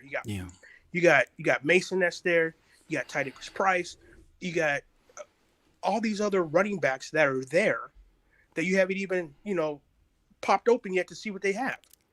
But like I said, don't get me wrong. I understand what's going on. I do. And I'm all for, looking down the pipe for the future and being complimentary to Trey and everything when he comes back. But I just don't understand how come they didn't see what they had in the rookie running backs first before they went out and made this trade. Especially when they made a big investment in one of the rookie running backs. To me, like what the Niners offense needs is more offensive linemen and a vertical element. They're trying to get a vertical element to their game, and you just brought in another horizontal player. Right. So again, I don't see how this really moves the needle for the 49ers. He's a good player though. But it's like we were thinking, the Rams might get him. The Rams don't need Christian McCaffrey. They need to get down the field. They're missing Odell Beckham and Van Jefferson. And if you bring in Christian McCaffrey to go along with Cooper Kupp, it's just more of the same. And what the Niners brought in is more of the same. And maybe that's all they need. But I think you gotta get down the field. They're playing a team this Sunday that can score in 9 seconds. They've proven it. They can score in 9 seconds before they can get from the 25-yard line to the end zone. Christian McCaffrey doesn't help you do that. This is still a methodical, slow offense, but he's a good player. So I want to see what it is. I want to see. I know. I agree with you 100%. I think they should have went out and tried to at least or save some of those picks for some linemen, some DBs, or whatever the case may be, because they have the stable. They have it. They have it. Yeah. That's all I want to say, man. Appreciate your great call, man. Great call. Great show. I appreciate it, man. You have a good day. All right, man. I appreciate you too, man. See you, Callie. All right, Josh, then Christian, then New York Nick. Look alive. What's up, Josh? What's up, man? How's it going? Where you calling from? Where you at? I am in LA right now doing some electrical work. I had a feeling. You see, look at like LA or like LA, like greater LA. Oh yeah. No, I'm surrounded by Rams fans out here, but not too many. Okay. All right. So my first reaction was negative, but kind of took a step back. I feel like most Niner fans need to because you put your Niner hat on. You took a step back. I feel it. Go. I'm not an analyst. I'm a fan. I feel you. Yeah, hell yeah. Hell yeah. I was watching my show, House of the Dragon, and then I thought to myself, like, what do we have to lose at this point? Because let's be honest, this is our best chance to win the Super Bowl this Good year, point. not next year. Yeah. Because Yeah, the that's a good NFC, the NFC is not going to be this bad next year. I doubt that it's going to be this bad for a long time. You don't know. So now you know what you got now. Yeah. We know what we got now for this year. We know the competition. We know the Super Bowl. If we get there, our goal is to get to the Super Bowl, and in the Super Bowl, anything could happen. So sure. Worst case scenario is he gets hurt this week, but bad case from a scenario, fan's perspective, it just makes the season more exciting, right? Like, yes, exactly. It takes it from like a 6 to a 10. Yeah, I mean it's not a bad. People need to start seeing it as a bad thing. They can see the risk. Worst case scenario, the risk, but don't see it as a bad, a bad situation. He's still. Hey man, I got 1,300 people watching the Cohn phone right now, and it's all because of Christian McCaffrey. So I'm happy it's making business good. Exactly. I'm sure Jed's gonna sell a few more tickets this weekend. So I mean, he's happy. Yeah. The only person that's not happy is Jordan Mason. He's like, man, he's like, Grant might have finally gotten to these guys, but not anymore. It's over. I need to keep my mouth shut, man. Ross Dwelly, Jordan Mason. I don't help these kids. It's so bad. Sorry. Yeah, I mean, we all want it to happens, see it, but it's over. Oh wow. But yeah, so I think this is our best chance to win this year. And so bad case scenario is he gets hurt in a couple weeks. Yeah, that would be the worst case scenario. We're right where we were. Yeah. Hopefully some running backs could get healthy in that time. Hopefully you could just but I don't think should be using. Sorry, go ahead. Are you buying a McCaffrey jersey? Not this year. Let's see him stay healthy. I need a few. People to. I need a few games or a few years. I feel you. I feel you. It took a while for me to get a Willis jersey. All right, Josh. Thanks for calling in. Have a good day, man. You. Take care. That was a good call. John says CMC has only had soft tissue injuries, and he'll be coming from turf to natural grass. Only one injury in college while playing on grass. What? What are you talking about? Like, soft tissue injuries aren't good. He's had a lot of injuries. Okay, well, hey, if that makes you feel good, then cool. Because I'm not invested in this. Christian, what's up? Grant, my man. I'm gonna keep it simple. Please do. Christian McCaffrey. So, first of all, how do you feel being that you're on the team now? You were in Carolina for so long. Now you're back in the Bay. Good, man. It feels good to be home. Good to be home under the genius Kyle Shanahan. The genius. Well, hopefully he keeps you healthy, man. We have always playmakers now. Yes. Always playmakers. And if we can't make it happen, Kyle's got to go. Yeah, there's one person. Get him out. Yep. Seriously. I'm sorry. This puts the target on his back so much. The whole world's looking at him like, okay, man, well, now you need to have a top 5 offense. Ooh, no, we're only scoring 21 points a game. Okay, well, let's see, man. Let's see what you got.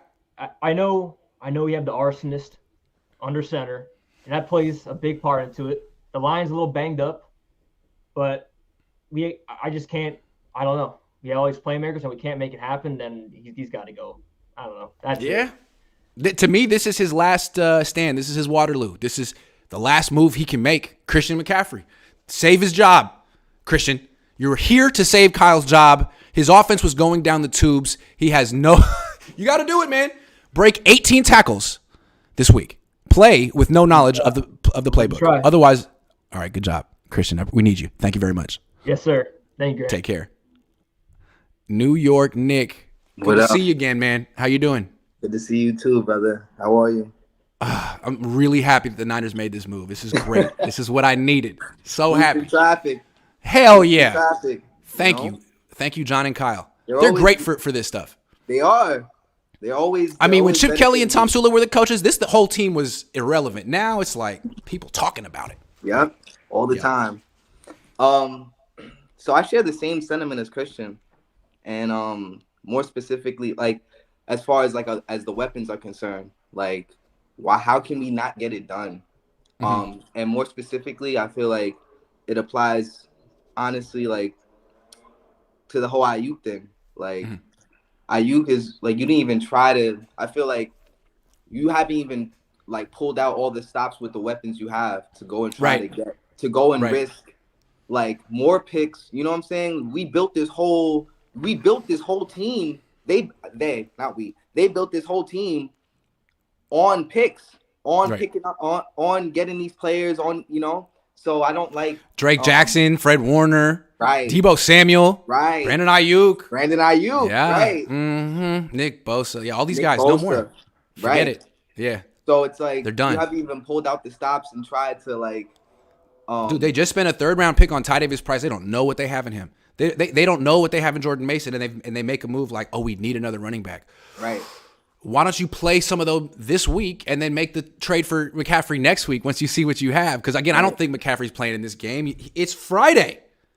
How is he? He's not. Is he even in the Bay yet? Maybe. I don't know. Does he have a jersey yet? I don't know. It's hilarious that you say that. Because I saw a tweet from some dude. He was like, "Oh, McCaffrey could possibly be playing in end zone situation packages. Red zone packages." I'm like, all right. Sure. I guess. We'll see. Yeah. All right. I don't know. Good stuff, man. Thanks for calling in, New York, Nick. Good to see you too, man. Richie, are you pulled over, Richie? Are you driving?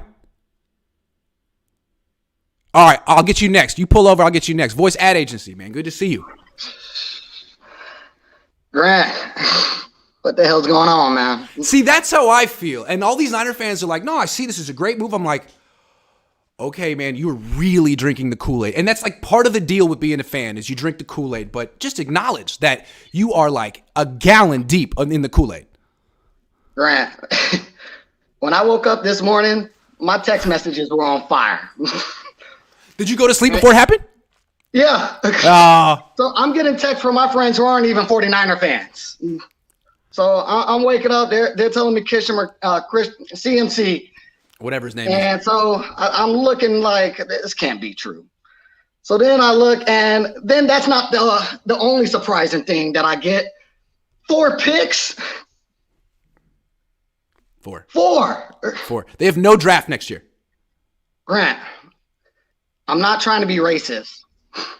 And you know when you start out like that, you know, when somebody says I'm not trying to be racist, they're about to say the most racist.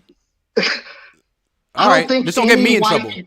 I don't think any white dude is worth 4 picks unless his last name is Brady. Unless his last name is Brady, man. Okay, all right. I don't even think there's too many black dudes in the NFL that's worth 4 picks. Whew. I don't get it. Maybe Derrick Henry. I just don't think there's a running back that's worth 4 picks. A running back? Maybe if he was Bo Jackson or Derrick Henry, but Christian McCaffrey?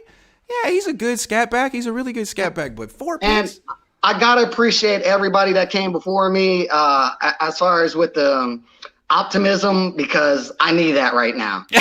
Me too, man. I would just leave it to the 49ers to make me start drinking on a Friday at noon. They do stuff that, like, if we talked about this yesterday, like, hey, man, do you think the Niners should trade 4 picks for Christian McCaffrey? 95% of Niner fans would say, hell no. But then they do it, and it's so outrageous that Niner fans are like, what do I do?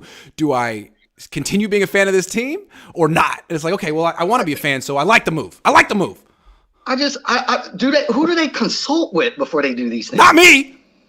That's what I wonder. Like, can't they just go to guys who are notorious in fantasy drafts and talk with them like, hey, what would you guys give away, and take the direction from there? Because my question is, did Kyle consult with Bobby Turner? Because I can't see Bobby Turner saying, yeah, I need Christian McCaffrey. His whole brand is, give me this undrafted free agent, I'll make him a Pro Bowl. It's what I do for a living. I need Christian? I don't think so. But maybe he did. I don't know. I almost wonder if this is like a move by Kyle just to make it to where we have to stick with them for another couple years. That's what I think. Oh, I'm on the hot seat? You got no draft next year. Yeah. Oh, cool. Nice. My coach wants to come into that situation. Okay. So now the next coach is committed to Christian McCaffrey, George Kittle, all these older guys who have had injury issues. Like, I don't know. Yeah. Better run the scheme that fits them or something. I don't know. And as far as the white thing, I hope everybody knows it's tongue in cheek. Let's be, of course. But in this political environment, you have to almost just say that. Of course. All right, man. I got to keep it moving, man. But you got anything else? All right. No, you know what? Last thing I just want to say, and this is more to your dad, because one time I got scolded when we talked about trainers and everything else, but I think he's starting to see what us Niners see. And the other thing with CMC is I feel we need to address that problem first. Right.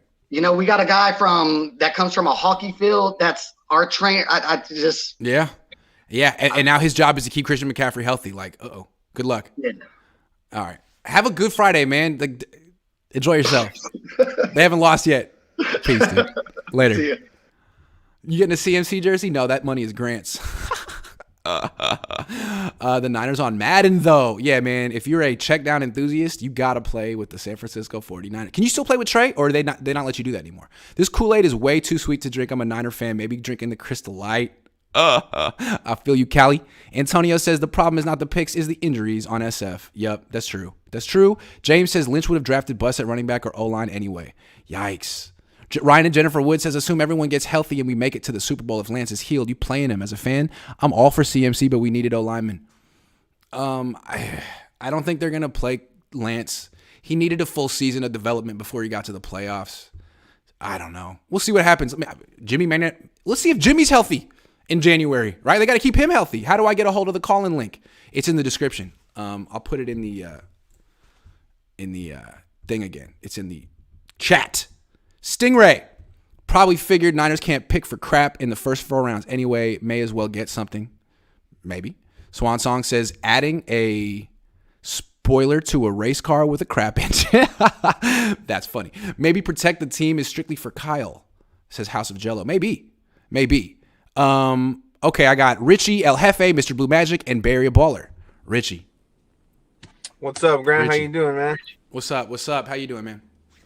Yeah, I've been listening to you for a long time. That's my first time calling, but yeah, when I was doing laundry when I got the notification. First I was really happy. I was like, man, we needed to make a move. That thing the Niners don't really do is make moves like that, you know. So the last time we did, it was like a Super Bowl team, so it kind of made me like, oh man, we might do something. But when I was starting to think about it, I was like, man, like, you know, running back really wasn't the problem. I think that when we were playing, if you notice that, you know, every time Debo gets a ball, he's surrounded every time, and if it's up to him to get in between those tackles and go, you know. So in my perspective, the good thing about this is it adds another Debo kind of, you know. He's like the same kind of, it's like a doppelganger, you know. He's a, you know, big, strong, tough guy that comes out of the backfield. He's a wide back. He's a slot back. He's a wide back. Yeah. He's a wide back, but his main is a running back. So yeah, it's kind of funny how that works. So I think for defenses, it's gonna confuse them a little bit to where, like, okay, they're both on the field. They're both looking at him. Okay. Oh shit, they're giving it to Ayuk. Oh shit, you know, we're paying attention to these two guys, but now Ayuk is fucking running down the middle and he's gone. You know, so I just really hope it benefits not just Christian McCaffrey, but everyone around him. Yeah, I mean, we have a shitload of stars, and we got to make it work, man. Good stuff, Richie. Good call, man. Thanks for calling in. Yep. Peace. Good one, man. Jason says picks are useless. We don't play rookies here. Yeah, but you could trade them for other things, you know, like corners or defensive ends. You know what I'm saying? Not just running backs. They spend all their picks on running back. That's all I'm saying. Greg says, what do you think they should do when we need you to start saying they need to cut Mason? Who knows? He might start. Yeah, cut Mason. They're going to cut Mason. I think they're going to cut Mason. He's going to go through waivers, and they got to hope someone doesn't pick him up. If you're watching this and you're one of the other 31 teams, I think he's really good. Michael is $1. Thank you. King Gio. That non-athlete doesn't speak for all black men. There you go, King. All right. El Jefe. What's up? What's going on, man? Chilling. What's up with you? Good. So let me ask you something. I think it's a good move to make right now, but to mortgage off next year's picks, do we have any picks at all? Like, when do we? I think there's a third round comp, so there's probably like the first pick is going to be right after the top 100 at the end of round 3, and then they should have a pick in round 5. No picks in the top 100. That's not ideal. I mean, that is when we usually do good, but we never play those players, though. So now it's like, okay, so. Yeah. I mean, last year their third round comp pick was Danny Gray. I'm thinking Super Bowl for this year. So their last 2 third round comp picks were Danny Gray and Ambry Thomas. That's going to be their first pick right there. So that's looking for, they haven't really hit there yet, but maybe this time. Now I do believe that Danny Gray is a hit. We're just not using him. And see, that's what I'm saying. Like, so it's like, so what's really going on? So you have Harbaugh coming back. You have Shanahan mortgaging off the future for players that may or may not be utilized. Jim, you want your team back? Now you don't have any draft picks. Go away. Is there a little bit of drama? You think there's some drama? I think so. I like drama though. I mean, I think we had enough drama. I mean, so I don't know. I don't know if I want drama. Well, as a fan, you don't want drama. I like drama. Never enough. Never too much, never too much, never too much. Good stuff, man. Yeah. Peace. All right, man. All right, later. Michael says, easier to ask for forgiveness than asking for permission. I heard that. Our run game has been subpar. CMC will change that. He better. Otherwise, it's on Kyle. Nathan says, I just find it funny how it happens when Jimmy is here. LOL, I was at work when the trade happened. Pretty crazy that they went all in. I was about to go to bed. I go to sleep early. And I was watching the game, and then Al Michaels casually said, I was like, no. But it was true. Antonio says the only thing that Kyle Shanahan has to do is give the ball to every running back so no one gets overused. But we know Kyle Shanahan ain't going to do that. QC, do something. It's too late, man. It's out of my hands now. Mr. Blue Magic. Brent, what's poppin'? I'm late because I told you what's up with the Cohn phone schedule. Sorry, man. I know it's all over the place. I figured, gotta do one today. Gotta get the fans on today. Absolutely. Yeah. Listen, I was watching a game when the news broke, and Me too. my phone went all the way off from every outlet. Like, did he just fucking say what I think he fucking said? I'm glad you cursed because I wanted to, but I was like, what? Okay. Now, first, let me get back. Let me get to one point. I told you about Denver. Yep. I told you about Atlanta. Yep. You did. Shout out to Lowell. Always got a shout out, Pop. Brooklyn in the building. You already know. But allow me to play devil's advocate with Christian McCaffrey. Please. Elijah Mitchell comes back, hopefully, in a couple of weeks. He does. I saw him in the locker room yesterday. He looks good. He's walking around just fine. We still have Jeff. Yep. Our run game has been abysmal. Yep. If you look when they put up the numbers, they don't take into account that those numbers come off of one of two big chunk plays. True. And you take away the one long run that Jeff Wilson Jr. had those last couple of games, like we're averaging like 2-3 yards a carry. True. Exactly. Now, Kyle has not trusted the running backs that he's drafted. Right. For the life of us, we don't know why. We haven't seen them. So how could you not trust him? He likes them in May, and then when it's September, he's like, you're trash, and I've never given you an opportunity. Yeah. Yeah. So I think that now with Mitchell coming back, with Christian being here and Jeff, he has no choice but to do like we did in 1920 and go running back by committee. Agree. You can't, there's no excuse now for you to sit and run one running back into the ground. Right. If he does that, his job is gone. True. Because you have you have a former superstar in Christian McCaffrey who is not seen that way now because of the injuries. Elijah Mitchell carried us, and Jeff Wilson has done amicable for the most part. Now here's where I also give, if Kyle does what he's supposed to do, it can work. Mm-hmm. It's a big if because I don't know what happens. Our offense is in Miami. Yeah. There's no disputing. Our offensive run game is in Miami. That's true. Now, what I will say is with Jimmy and Ayuk last game, I liked what I saw. You know me, I'm not a Jimmy fan. Jimmy's trash. Our team has carried him. I gave you the stats. He made some nice throws. I didn't like his turnovers, but he made some nice throws that surprised me. Yeah. And I believe that's why Kyle went and got McCaffrey. Here's another thing. If you pay attention, all the players that we tried to go get, our rivals tried to get them. That's why Kyle spent so much on Christian. Yeah. He said, I'm not losing. I lost Odell to the Rams. I lost Matthew Stafford to the Rams. I am outbidding the Rams for anyone that they plan to pick up. And in some sense, in some weird sense, I believe it's smart because all the people that you missed out on that went to the Rams hurt you. Gave the Rams a Super Bowl.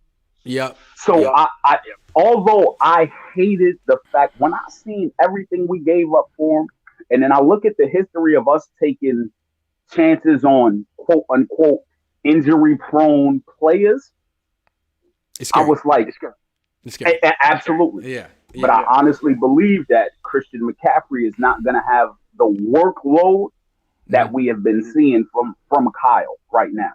So when that's you a fair think point. about it, you now if you drum up any type of run game, our run game has been three schemes. Yeah, it's true. It's true. 3 schemes. Yeah. We're going to run into our offensive line. We're going to do that little sweep and a little toss. Yep, that's it. Yep. That's it. There's no creativity. There's no jet sweeps. There's no end arounds. Nothing. And we already know you can't run an RPO with Jimmy because no one is going to pay attention to Jimmy. Right. You're not running the ball. We don't care. Yeah, that's true. And we actually want you to throw. So we're going to set the edges and keep you in the pocket so that you throw into our linebackers so we can get a pick six. So with Christian McCaffrey and Debo, you can't isolate. You have to honor them both. Now, if we start using Debo and McCaffrey, even on a couple screens, even on a couple double backfields, it opens up things for old ass washed up Kittle. George, I love you, but you won't shy away from contact, so you have destroyed your career. And you don't have a quarterback. Oof. It also opens up things for Ayuk. If Kyle will get out of his way, and Jimmy has been taking shots, and that's all we need. I don't care if Jimmy is off target or so forth and so on, but we have to keep defenses honest. If you are not attempting to throw the ball down the field, why do I have to guard it? That's true. It's true. So you have to keep defenses honest. Yep. With Christian, and that's why I like the initial script on first downs. We were throwing the ball. It messed Atlanta up for a second. Like, wait, whoa, Jimmy just threw past 10 yards. What the heck? Oh, wait a minute, that's not the film. So if Kyle can dial up a coming up, but the thing with Kyle is, once again, he tries to get too cute. He thinks he's the smartest guy in the room. Why would you draw up routes to get anybody open downfield that is not named George Kittle or Brandon Ayuk? I don't even want to see Debo past 15 yards. Debo can't catch. Yeah. He can't catch. His hands are soft. It's too important, this play, to risk it on someone who can't catch the ball. I'm with you. You got to have someone who can catch. And George and Ayuk's catch radiuses are out of the. They don't drop the ball. Sky. And Ayuk is amazing in catching in traffic and high pointing and contorting his body. Kyle, please. I know you don't like Grant because he's not going to let you off easy, but I'm asking you on behalf of quality control and the fans and the people who spend money on the merchandise for the San Francisco 49ers, who buy tickets, who travel across the country to root for you. Please get out of your way so you can get out of ours. Great call, Mr. Blue Magic. Thank you so much. Mr. Purple Magic today, though. That's what I'm saying. Peace. What? Hey! I love it, man. Peace. The New York thing. Later, man. That was dope. George Larmy says, honest to God, this team, the only thing that's going to stop them is either Jimmy Garoppolo or injuries. I'm leaning towards both, but man, can't wait to see him. With Trey, that's going to be special. What about Kyle, though? What about Big Kyle? Tinfoil hat, CMC is exclusive slot receiver now. Mitchell Wilson remain running back. CMC potential at slot is second to league in cup. Oh, man, no, he's playing running back, dog. His team is going to be running the ball. McCaffrey, might get hurt on the flight to SF. Oh, that is just rude. Nathan says, think Kyle felt the pressure of Jim Harbaugh in the 2012 being there Sunday. Yeah, I do. I mean, they got like a couple weeks before the trade deadline, week and a half, but they're like, nah, we need it now. I see why his name is Blue Magic. He's clearly a top customer of Frank Lucas with this horror. Oh, that was rough. No, he is Frank Lucas. Sean Barnes says, do you think Shanny is showing a vanilla scheme until later in the season? No, I don't think he's being bad on purpose. I don't think coaches do that. Jay Jackson says, didn't put us over the top because the offense was never good. LOL. You have to actually be good for something to put you over the top. Man, that's the realest thing I ever heard right there. Chilling in my Maybach. Okay. Barry Baller 18. Yes. What's up? What up, Grant? Hey, I'm kind of surprised at some of these fan call-ins kind of with the negative reaction because I'm pumped up. Grant, we've been saying the offense needed a spark, right? Have we been clowning on the defense so far this year or the offense, right? We've been kind of beating up the offense. We needed a spark. Something needed to change. If we're going to make a Super Bowl run, we couldn't run it back with the same old cast. We needed to add another dynamic element. Grant, Christian McCaffrey is averaging 4.6 yards per carry on the Carolina Panthers, where he's the only weapon. Teams are loading up the box on him, and he's still hitting that 4.6 yards a clip. I expect that to go north of 5 as a 49er. For what they're paying, what they're giving up, it's freaking better. Yeah. Yeah, and then everyone's bringing up the injuries. Yeah, he's been banged up. What I will say is players get injured on turf, they get injured on grass, but at least he's playing on grass at home now, not that cruddy Carolina Panther turf. That's a good so point. That's a good I'm point. hoping that might That's a good aid point. him in staying healthy. But also, the Panthers are eating a chunk of this contract, so we're getting him. Am I wrong about that? Well, they paid for the first 6 weeks of his contract this year. So, I mean, what the Niners are paying this year is less. But, I mean, I don't think they're paying for next year or, like, down the line. Unless I missed that. Okay. Yeah. Okay. Yeah. Okay. So, what Hold on. this means Can we address something real quick? The spark. Yes, they needed a spark. I guess what's got me about this is I felt the spark could have been Jordan Mason. He's on the team now. We'll never know. He never got a chance. You traded for another running back. It would have been nice to just give him a chance before you moved for you got Ty Davis Price, never got a chance. You got Jordan Mason, never got a chance, and then you traded for another running back. Cool. It's Christian McCaffrey, but man, it would have been nice to at least know. Yeah. I wanted to see Jordan Mason too. Yeah. I did. And we still may at some point. We still may. I don't think so. But what I will One day. say is One day. The picks, Grant, a 2, a 3, a 4. I mean, realistically, maybe one of those players turns out to be a baller and someone who actually helps your team. So forget that. Give me Christian McCaffrey. He's a top 5 running back in the NFL right now. And you put him in the slot. Oh, yeah, name 5. Name 5. You could put him in the slot and he's Wes Welker in the slot. Okay. All right. Okay.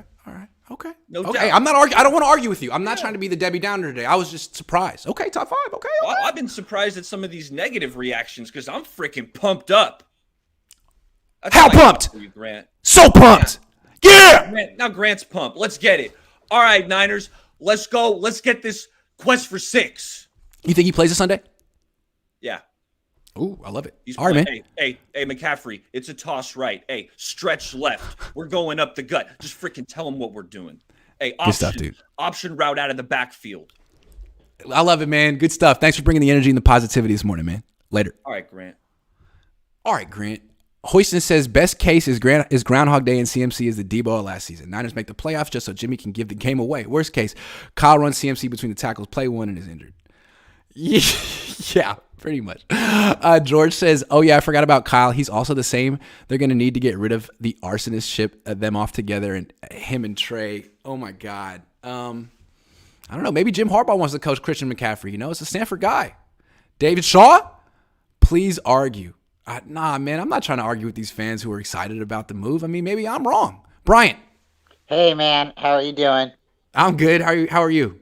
I'm pretty good. Got a new property, so I haven't been able to, jump into the chat for a little while. But congratulations. Thank you. No more commute. My commute's now like 3 minutes from my house, so I'm loving it. Beautiful. 3 questions. Well, first was, how are you doing? Good. All right, perfect. I am pumped, just like Eric. I'm super excited. I would have given away 2 first-round picks, but I'm not the Niners, so I'm pretty glad. They don't have first-round picks to give away, but okay, fair enough. So, and then if Christian McCaffrey doesn't block, does he still get the rock? Yeah, they're going to give Christian McCaffrey the rock because of what they invested in him. Yes.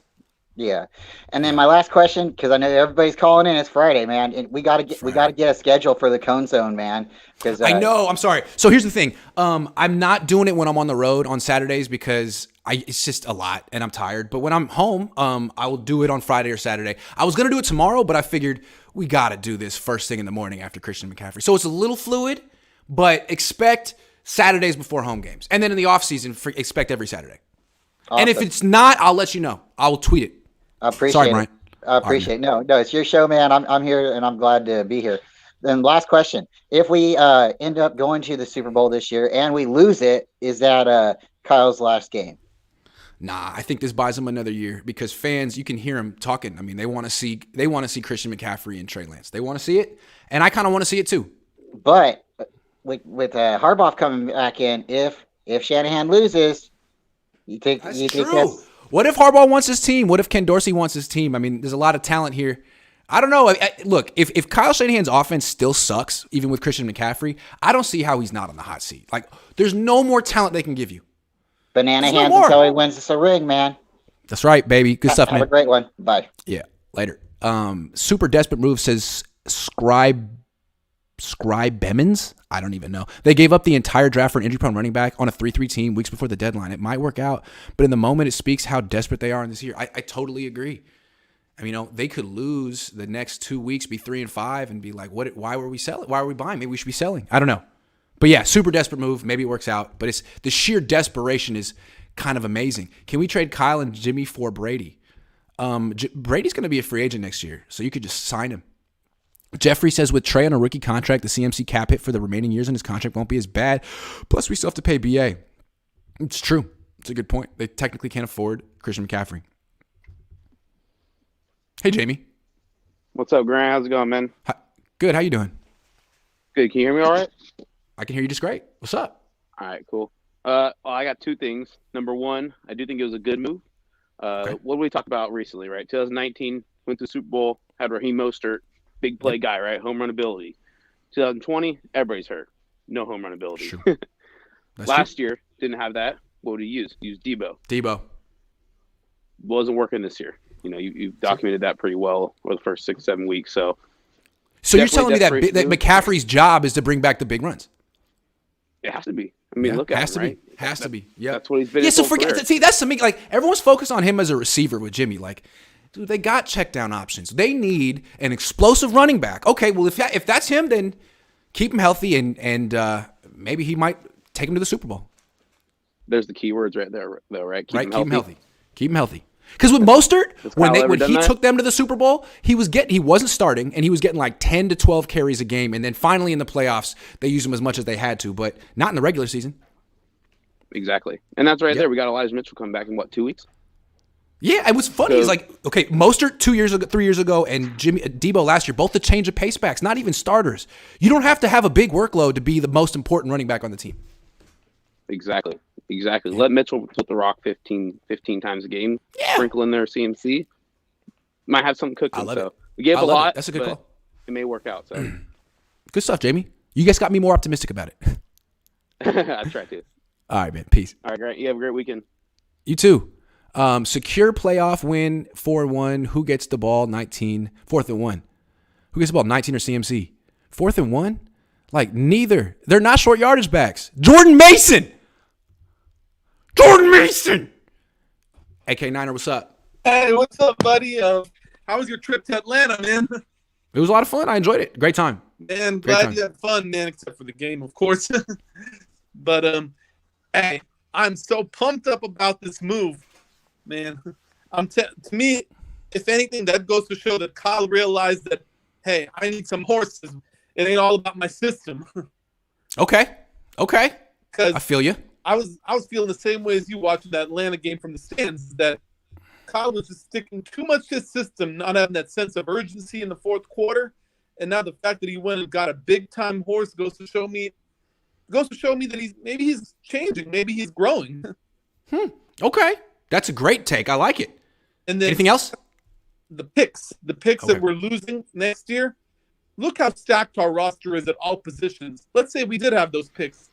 How many of them you think that will actually start or even get any playing time on this team? It's a good point. A lot of callers have made that point. It's a good point. The Niners have really drafted some good players in round 2 and round 3 in the past, but they've missed a lot as well. You also could say they could have traded these picks to for another player at another position. But I hear he's a star. He's a name. He's exciting. He has the ball in his hands. He could be good. And I'd love to see. Last thing is, I'd love to see him with Trey. I hope they of course. keep on. And Matt, Trey, CMC, and Debo all in the same backfield together. Woo! That would be cool. All right, man. Have a great day. Thanks for calling in. Buddy. Peace.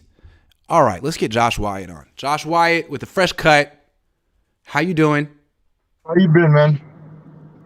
Good. I mean, I don't root for the team, so I'm not upset, and I'm rooting for my hits, and they're going through the roof. So thank you, Kyle. But at the same time, I'm like, what? Yeah. Did you just do? Yeah. Right. So I hate this move, and you know that I do. I mean, you're looking at me, you know I hate this move. Yeah. Right? Yes. Because if you're not drinking the Kool-Aid, you hate this move. If you're not drinking the Kool-Aid, you hate this move. Right. But I will say this, right? For this season, it's one of those moves that makes you relevant when you were in danger of falling out of relevance, right? They just lost to Atlanta. It was bad. 14 points. Yeah, it was bad. So before the loss to Atlanta, I would say you're crazy. After the loss to Atlanta, I would say it sucks, but I see it, because if the Rams got Christian McCaffrey, they're winning that division. Oof. So you paid a second, a third, a fourth, and a fifth so that Sean McVay doesn't win that division with Christian McCaffrey. Okay. All right. Okay. Right? Because also the Rams could get Christian McCaffrey before that game next week. So now the Niners have McCaffrey for that game, and it increases the odds that while they may not beat the Chiefs this weekend, they probably should beat the Rams and go into the bye week at 4-4, which is just fine considering where the NFC is. Yeah. And so the division's going to be down. I see them with Christian McCaffrey, even without Christian McCaffrey, if the Rams don't have him, I see them winning the division and getting the 3rd seed because their last 4 games. Yeah. Hold on real quick. Forget the Rams. Look at the Cardinals last night. The Cardinals have Hopkins back. All of a sudden, that might be the competition in the division. They just got a great player added to their team in Hopkins. You know when I'll trust the Cardinals? What? When I see it. I will not trust the Cardinals until I see it. Just check their win-loss record in the last 2 years when Hopkins is healthy. They don't lose very much. I'm just saying. So now the Niners have an option, an answer. Right. But I don't like CMC for this team. They have Debo, right? So they've got Debo insurance now because if Debo goes down like he always does, they got another guy that can do similar stuff. Pretty much, right. Yeah. And that's great. I mean, they need Debo insurance. So, I mean, that's a lot to give up for Debo insurance, but that's cool. But it's about the Rams, and it's about if they win this division at 10-7. Let's say they're 6-7 after this tough stretch, and then they win the last 4 games of the season, and they're 10-7. That's the 3 seed. The Buccaneers are down. They're not going to, right? Minnesota's probably going to win that 2 seed, so they sneak into the 3 seed. Minnesota is going to lose in the first round to whoever. And suddenly they've got 2 home games in the playoffs. They win them both, and now they're relevant. They've gone to the NFC Championship game for another year. Of course, they'll lose to Philly. They're not winning that game. But then we'll have that same argument in the offseason where Jimmy Garoppolo in his 3 healthy seasons has gone to 3 NFC Championship games. Yeah. Yeah, but hold on. But before we get that far down the road, let's see them keep Christian McCaffrey healthy. Let's see them keep Jimmy Garoppolo healthy. Because this to me feels like a distraction for a team that is a mash unit.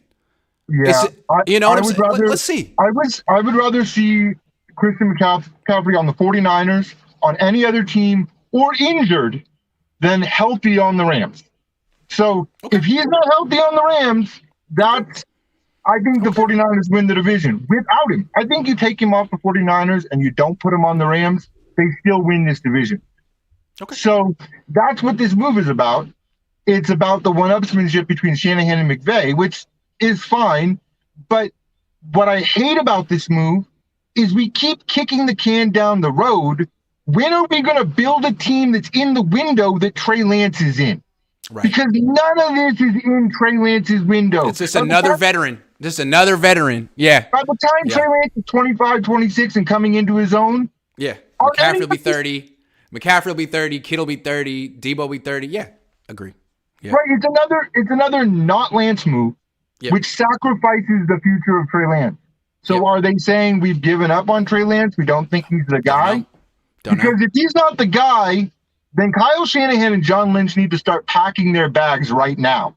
Yep. If Trey Lance isn't the guy, it doesn't matter what happens this year. They should be on Indeed, LinkedIn, checking their notifications. Like it's over anyway. So I absolutely hate that. But I think the 49ers will be relevant.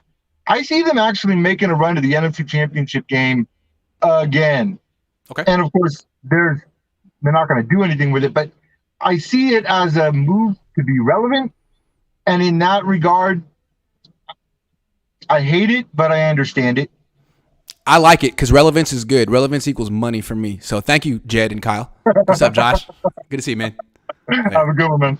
Yeah, you too. Should have got Brian Burns. Yeah, that's what I would have spent the capital on. Like, go get Brian Burns, a legit edge rusher. But no, if you can't play running back on this team, they don't want you. Tony says, excited to see two wide backs on the field at the same time, but you're telling me Antonio Gibson wouldn't have been cheaper. I think he would have been cheaper. Nick Brown says, what if the Niners meant to lose to the Falcons for people to be happy about the pick? No, the Niners don't lose on purpose. They're not that smart. Will Kyle use CMC correctly? Don't see it. Good question. I guess we'll have to see. I don't know. Jason Verrett equals DeAndre Hopkins killer. Jason Verrett hasn't been activated yet. He's still on IR. They opened up his practice window. Ray Rogers says, I love this move. I wasn't going to watch this week. Now I'm all in. Love the show. All right. Thank you, Ray. F.U. Jobu, I do it myself, says, rookies can't play year one and it takes 2 seasons to learn the offense, but CMC starts this Sunday. Yeah, the hypocrisy of it all. Coach 7. Yo, what's up? Yo, you got to press the little mute button on your, press the little, there you go. Got you, bro. I got you. Man, I just found out about this little trade, bro. I ain't gonna lie, I'm not with it. I don't trust Kyle. That's the only thing. Like, Kyle been on my hot seat for a little minute. Like, I feel like since 2 seasons ago, he should have been on the hot seat. Like, our organization is built on winning. That's what I want to do. So Kyle is in our way. He's constantly getting players hurt. He's overplaying people. Like, bro, like, I just can't take it no more with this man. Like, I feel like if he doesn't deliver this year, he has to be either traded or released. He has to be. I just don't like this. I can't stand how he uses some players. That's the thing, man. He's wasted so many draft picks. If he's not the answer, the best way to get the picks back is to trade him. Don't get me started on them draft picks, man. Like, come on, man. Like, that's the lifeblood of the future of your franchise. And now the Niners are like, we don't need a future. We're here right now. Okay, we'll win the Super Bowl right now then. Win it. I hope so. Like, yeah. Thank you. Frankly, I don't think Christian McCaffrey is the difference between them winning and losing a Super Bowl. But no. I could be wrong. If they got Brian Burns, I would have been like, hold on. That's a game changer. But they didn't. But I ain't gonna lie, I like Drake Jackson. He is really solid. Good. He's solid. Really I love that pick from him. I'm like, okay, so y'all did good on that pick, but I'm just concerned about Bosa. You know what I'm saying? Every other year he's hurt, and this year he's hurt, and they're saying it's not a big deal, but what's up? I'm just because if he's in and out, this team's not going anywhere. But anyway, if positive vibes. I ain't gonna lie. Yeah. I ain't gonna lie. If he's out, I still trust us to make the playoffs with this D line in that organization behind the D line. You know what I'm saying? Fair. So if he's out, I trust us to make the playoff, but I don't see us going to the Super Bowl at all. Coach 7, where you calling from? Louisiana, man. I'm not a Saints fan. I'm a 49er fan. New Orleans or BR? BR, man. BR. Do people live in New Orleans? Did everyone leave after Katrina? How'd that work? A lot of people left after Katrina? Yeah, of course. Yeah. A lot of people left. Yeah. But, people migrated back eventually. Hey, well, I'm really liking Mouse on the Track's new album, man. Have you listened to it? Nah, man. I'm more of a YB fan. That's who I am. All right, fair enough, man. Have a good one, Coach. Later. I like Mouse on the Track, but I'm also 34. Jeremy Price. Hold on. Let me just answer a couple questions, and I got you, Jeremy. We need to drain the swamp, not fill it. Okay. Jeremy Smith says, I think this move was good if you're considering CMC playing with Trey, but it does smack of desperation. The problem still remains Kyle can't properly use the players that he has. QB now fullback. I just thought, like, man, the problem with the offense wasn't talent. It was scheme. But Kyle disagrees. It was talent. So now he has all the talent he could ever need. McDurbin says, long time, first time, Kyle's daddy just signed the note for a sports car. How long before Kyle wrecks his new toy? That's a good question. Got that one. All right, Jeremy Price. What's up? What up? You're in a good mood. You like this trade. Tell me why. It's benign to me. But you know, I am a CMC fan because of, you know, I know you're a UCLA guy, but you know, he's Stanford, and you know, I was born at Stanford Hospital. Oh, so you know, yeah, okay. Man, CMC, bring him home. Shout out Stanford. Shout out Stanford. Shout out, you know, half my gear is Stanford. Shout out Stanford. Hella funny. But it's benign. That hand rub. I was already in. That's why I had that question when you and Pops were on was that Tuesday? And I'm trying to get you on the record. I need my receipts because I wish we can go back 2 years ago. I was like, man, Kyle jealous of Jimmy, and you were like, you think so? I'm like, yeah, man. Can we talk about that for a second? Here's how I look at them. All right, so Jimmy is like the quarter. If we're talking high school social dynamics, Jimmy's the quarterback. He's the prom king. He's the popular kid.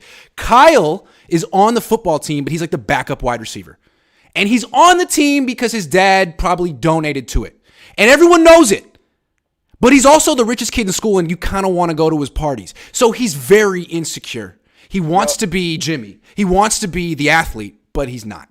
And so even though in real life he's this superstar head coach, he wants to be the athlete so bad. He wants to be the star, and he's not. And he resents Jimmy. He wants to fit in. He's not. That's the way I look at it. Hey, he's on top of a roof throwing balls into what was it, like a yeah, man. Bucket? You're not a quarter. You're not an athlete. Let it go. You're not an athlete. You never were an athlete. Sorry. How you treat a quarterback 1-on-1? That's not it. Anyways, this the Bay. I'm in San Diego right now for a wedding. But nice. Man, this the Bay, man. Now I don't even want to talk. Lost him. 5, 4. I thought Jimmy looked better last week than he has all season, even though we lost. And I know how you feel about the 2 picks. It's okay. He did make nice throws. Maybe I was a little hard on him. I felt like, anyway, he did make nice throws. He made nice throws. I'm all in. I was all in. I thought when you and your dad were like, this is not a trap game. I'm a sports bettor. Trap game. Like, trap game. I'm betting on Atlanta. I'm betting on Atlanta. Trap game. Yeah. And that's hella funny. Whatever. Yeah. I'm not trying to be right. What I'm trying to say to you is this the Bay. You know what I mean? And it's like, just like with the Warriors last year, no one took them. Put $1,000 down on the Warriors last year. I hit. Tell me you didn't put $1,000 down on the Niners. Tell me you didn't do that. I put $1,000 on the Niners after they lost to the Falcons, dude.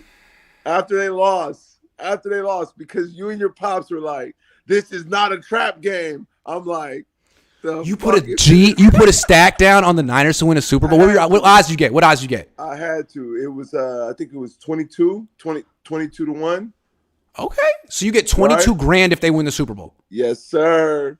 Hey, that's a nice little chunk of change. I'm rooting for you, man. If only for you, I want the Niners to win the Super Bowl. I mean, we'll see, right? We'll see. It's sports betting. So you know how that goes, man. You win some, you lose some. My Jewishness does not allow me to wager on sports. I'm so sorry. It just doesn't. It's not in my DNA. Can't do it. Can't enjoy it. Can't enjoy it. But I always lose, so maybe that's why I don't enjoy it. Dude, this the Bay. Grant, I really wanted to call and say I miss my dog, man. I miss you too, man. Go have fun in San Diego, man. Go have a good time. Go eat, dog. I'll Peace. See you soon. Peace. This the Bay. That is true. He said that 10 times. I loved it. McDurbin says, long time, first time. No, we got you. Hold on. Yanni Vander says, Armstead and Jimmy for Rodgers. Might as well go all out. Yeah, he's hurt, though. Innovative Energy says, emotional fans never remember Tom Sula and Chip Kelly. How soon we forget. We all remember that. Why is that the only alternative? Kyle Shanahan has job security because of Chip Kelly and Jim Tom Sula.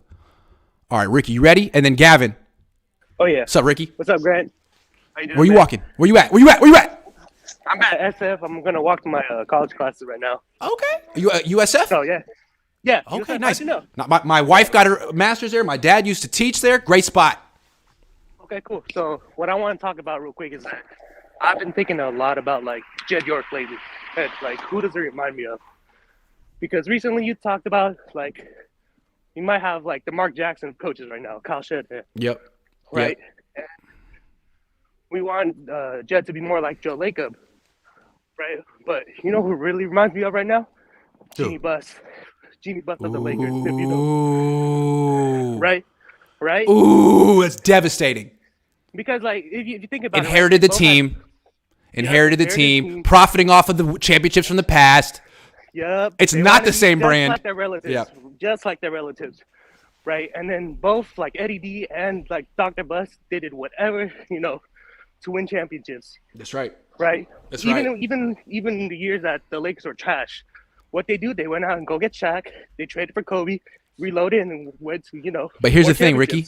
Here's the thing. Yeah. Hold on. So you're comparing him to Jeannie Buss, which is quite a slap in the face to Jed. That being said, Jeannie Buss has won a title. Yeah, You know what I'm saying? Jeannie but Buss got LeBron. Now that like, team is messed up. It's messed up. But at least even she's done more than Jed. But that ring's kind of like fluky, Like some people like credit it, but like that's the bubble ring, and like That's true. Kyle only had one That's good true. year. That's the Super Bowl. They both only had one good year. After that, the regime's been pretty trash. It's true. No, I think it's a very good example, man. Ricky, get to class. Yeah, I will. I'm walking as fast as I can right now. That's why I'm out of breath. All right, man. Have a good one. See you, Later. man. Bye. Cedar.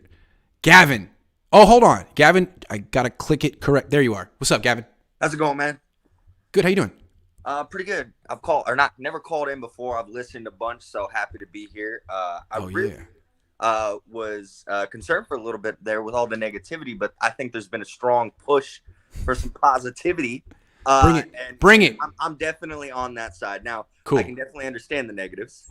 Can you hear me all right? I hear you great. You're doing great. Cool, Yes. cool. Yes. I definitely understand the negatives. It is a lot of draft picks, but if we're being honest, we're getting to the point with the roster where I question where those draft picks would have went anyways, right? And they hit so low percentage on those higher ones anyways that it's like, yeah, it's an overshoot, but you get Christian McCaffrey. Now, you made a comment earlier, is Christian McCaffrey the difference between winning a Super Bowl and not? I'd say probably not. I'm definitely on the side of things where I don't think Jimmy Garoppolo is the guy to get that done. But I also don't view Christian McCaffrey as just it's a winner now thing right now. I view, and it's a point that I don't think a lot of people have voiced, I really view this as them looking at this and saying, this is us signing a potential Barry Sanders. This is us potentially signing one. I know that's a strong term, right? No, I think maybe they are thinking that. I wouldn't think that, but maybe they are thinking that. Yeah. Yeah. My thought is they're thinking this is an elite talent in the league, and you ask yourself when an opportunity to sign one of the best players in the league, which obviously they haven't always gotten that right on, but sometimes they look back and say, oh, maybe we should do that different, and now this opportunity pops up. I think that's that opportunity to strike. And I don't think they view this as hey, this is for now. I think they think, all right, we get 3 years with him. Maybe we restructure, and then maybe we get a little bit more. And yes, he is 26, and running backs don't tend to make it past 30. But what makes him uniquely special, I shouldn't say uniquely, because there are a couple other backs that can do this, is he is someone who can do everything as a running back. When he gained weight after his, in his first 2 years in the league, he put on a ton of upper body muscle mass. He started running in between the tackles very well. The year he went for 1,000, he was hurting people running through the tackles. Now, is he still that way? I haven't watched enough Panthers recently to be able to tell you if that's the case, and the team isn't the best, right? Mm-hmm. But he's also the best route runner as a running back I've ever seen. I shouldn't say in person because I haven't seen in person, but on TV in my lifetime, not watching some old cut up from, 2002 when, I was too young to really know what I was watching. So I think that's really awesome. The question is, I want to bring up is how is he going to be used? Because when he was at Stanford, when he was with the Panthers, when he was at his best, they realized he is the best player on the field. We're getting him the ball 90% of the time. And if he's getting the ball 90% of the time, who's getting the ball? How's Debo going to get his ball? I don't think he's the best player on the Niners offense. It's Debo. It's agree. Debo. And Ayuk. I mean, seriously, nothing against McCaffrey, but I put him more in the Kittle camp.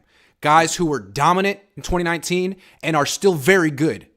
but not dominant anymore. I could be wrong about McCaffrey. We'll have to see. Yeah, and personally, I love McCaffrey. I loved him in college, so I'd love to see him, have this amazing outbreak. Yeah. But my question is he going to be the player that we have seen him be at his best if you do change that workload up? Because we've always seen him at his best when you give him a bunch of carries, and they've been able to do that because they suck, right? The Panthers. So is he going to have a drop off because it's kind of like Adrian Peterson rule, except it's not just running up the middle. It's he needs to get his reps catching the ball. But I am really excited to see him catch a ball in the flat, make a linebacker miss, and turn what Jeff Wilson would have got 2 yards on a 3rd and 7 to converting that 7. That's kind of exciting. It's funny, they took Solomon Thomas with that 3rd pick in 2017, and we all assumed that they regretted taking Patrick Mahomes. I think Kyle regretted not taking McCaffrey. I think and when he signed Jerick McKinnon, I think that was him being like, well, he's kind of like McCaffrey. He wants this kind of a player. He's got this kind of a player now. Let's see what you got with it, man. Let's see what you can do. I definitely think that's the case. And I can understand when he came out, all the question marks. He was very small at the time, and he's put on the weight that I think shows that he can play in this league now, which I'm excited about. The 2 other points I had being I just lost him. What I do know though is did I lose that too? It's okay. I got to take more calls, but you killed it with the 1 point. You did a good job. Good stuff, man. It. Thank you, Gavin. All right, later. That was a good call. I think it's better to make 1 point than 3. Mario says, Grant, do you think Kyle will run CMC to the ground? I'm thinking no. I'm thinking he's smart enough to realize that he would be right back on the hot seat if he gets Christian McCaffrey hurt right away. You got to protect this investment. Will he use him as a wide receiver? Yes. Him and Debo in the backfield will drive defenses nuts. Thoughts? Yes. And I think Kyle may figure that out at the bye week. G-Code says November 1 trade deadline, Niners make more moves. With what picks? Love you, though. I don't think so, man. I think they're out of picks unless they want to trade away the 2024 draft. I'm more upset about losing the 5th rounder, says David Velez. Them picks are gold for us. Can we ask the NFL for 5th round comps instead of 3rd? Most comps are in 4th and 5th. You only get a 3rd. There were only 3 3rd round comps given out last year in the NFL. The Niners are not getting a bunch of 3rd round. They'll get one for D'Amico, but the player has to get like $16, $17 million on the open market per year to get a 3rd round comp. Jimmy's not getting that. Jimmy Ward's not getting that. Ebicom's not getting that. So I don't know how many 3rd round comp picks the Niners are getting. Novin, look up how many 3rd round comp picks were given out by the league last year. There weren't many. Kyle would have wasted the picks on players not playing anyway. Learn the system by not watching, but doing. By watching, not doing, says Novin. Banana hands. Yes. Okay. Austin Rodriguez. What's up, Austin? What's up, Grant? How you doing? Pretty good. How are you? Pretty good. That's good. I'm just gonna say I've been watching you for a very long time, and I respect what you do. Thanks, I just want to say that first of all. Cool. But I'm very excited about this trade. I do want to say that Christian McCaffrey is just like an amazing player, first of all. And like, I don't know, I was kind of skeptical at it at the beginning. Like, we did kind of trade a lot for him, a 2nd, a 3rd, a 4th. Like, we're not going to have first 4 picks next year. Like, that's a damn lot. But the deciding factor for it, like for me, what made me like this trade was like we were going head to head for this trade with the Rams, and like we didn't let Sean McVay get Christian McCaffrey. Like we didn't let that happen. Like it would have been a really rough division if that did happen. Like I don't think Rams get Christian McCaffrey, Cardinals get DeAndre Hopkins, and Niners get hurt. Exactly. Injured. Yeah. Like the one money move that we did make was Trey Lance, and like where's he been? Like he just got hurt. Injured. So like I don't know. I'm really liking this trade. Like we're giving Shanahan a weapon that he's never had before. I feel like, and I know you're saying like this isn't a Super Bowl move. I honestly think it could be. Like with our defense, the way they're playing right now, like it really is a dynamic defense. They just need to stay healthy. Yeah. And also, like, maybe if Jed's, like, really dissatisfied with Kyle and he's like, look, man, this isn't good enough. You're on the hot seat. Your offense is trash. Kyle could say, all right, if you're going to do me like that, then let me get one more guy. Let me make one more move and put my best foot forward. And if I can't put together a good offense with Christian McCaffrey and all these players, then do whatever you got to do. I don't know what conversations they're having, but it almost feels like he's being like, hey, man, before you make any, like, rash decisions, let me do one more thing.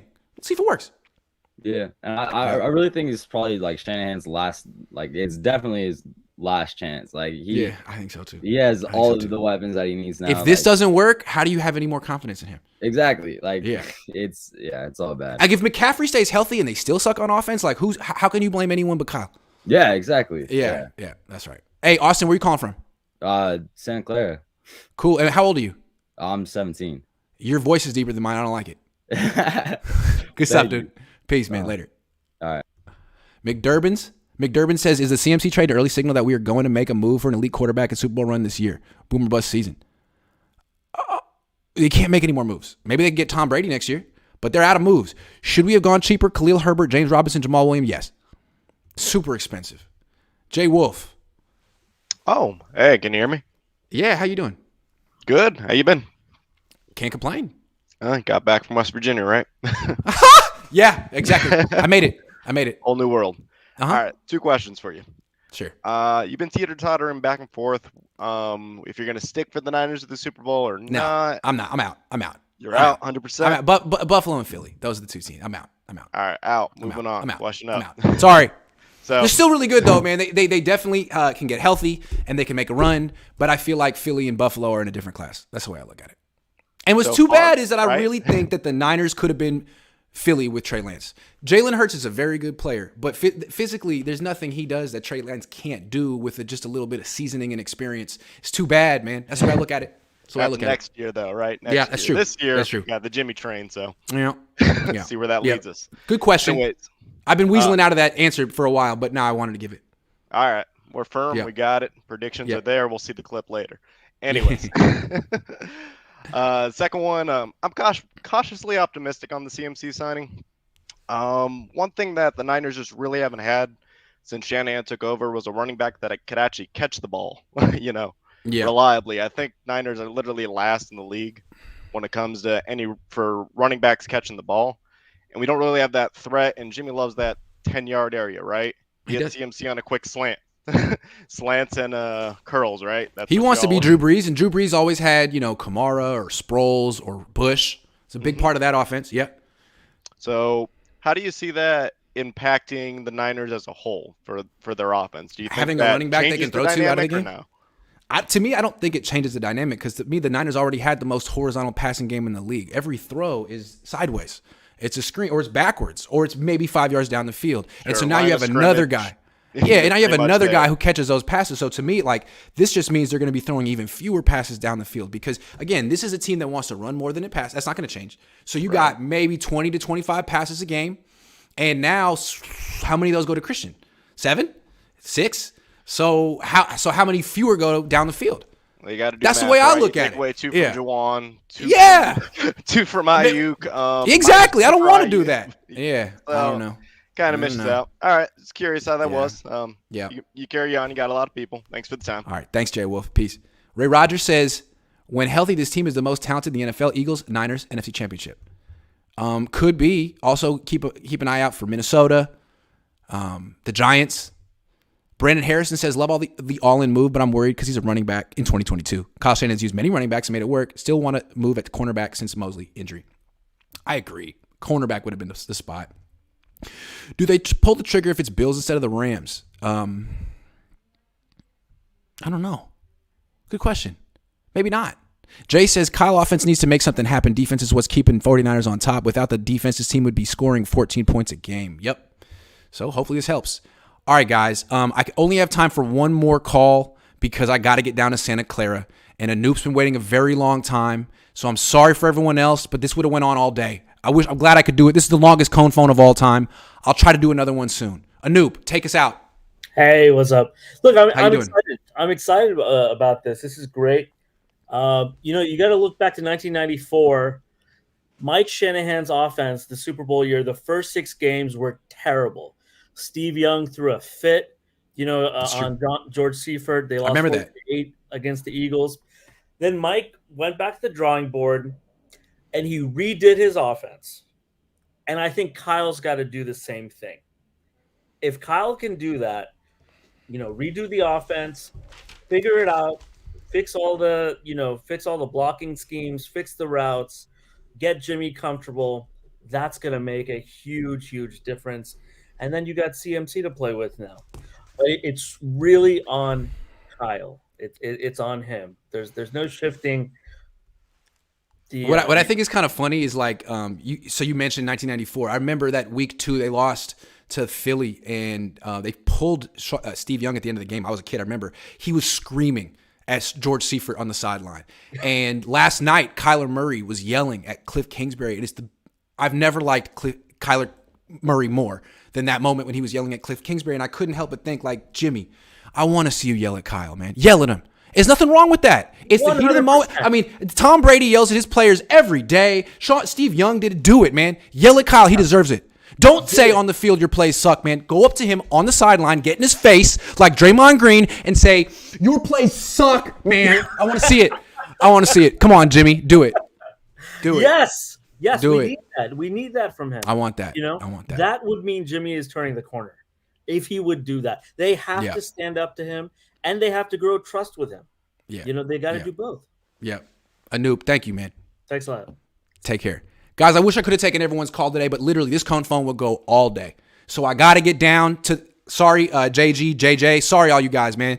Brandon Savage. I got to get down to Santa Clara. I live 45 minutes away. Kyle's going to talk today. Christian might talk today. I'll be back. Maybe I can do another Cohn phone tomorrow. I'm not going anywhere. Maybe that would be fun. Anyway, have a great Friday. Enjoy the trade. Don't be a party pooper like me.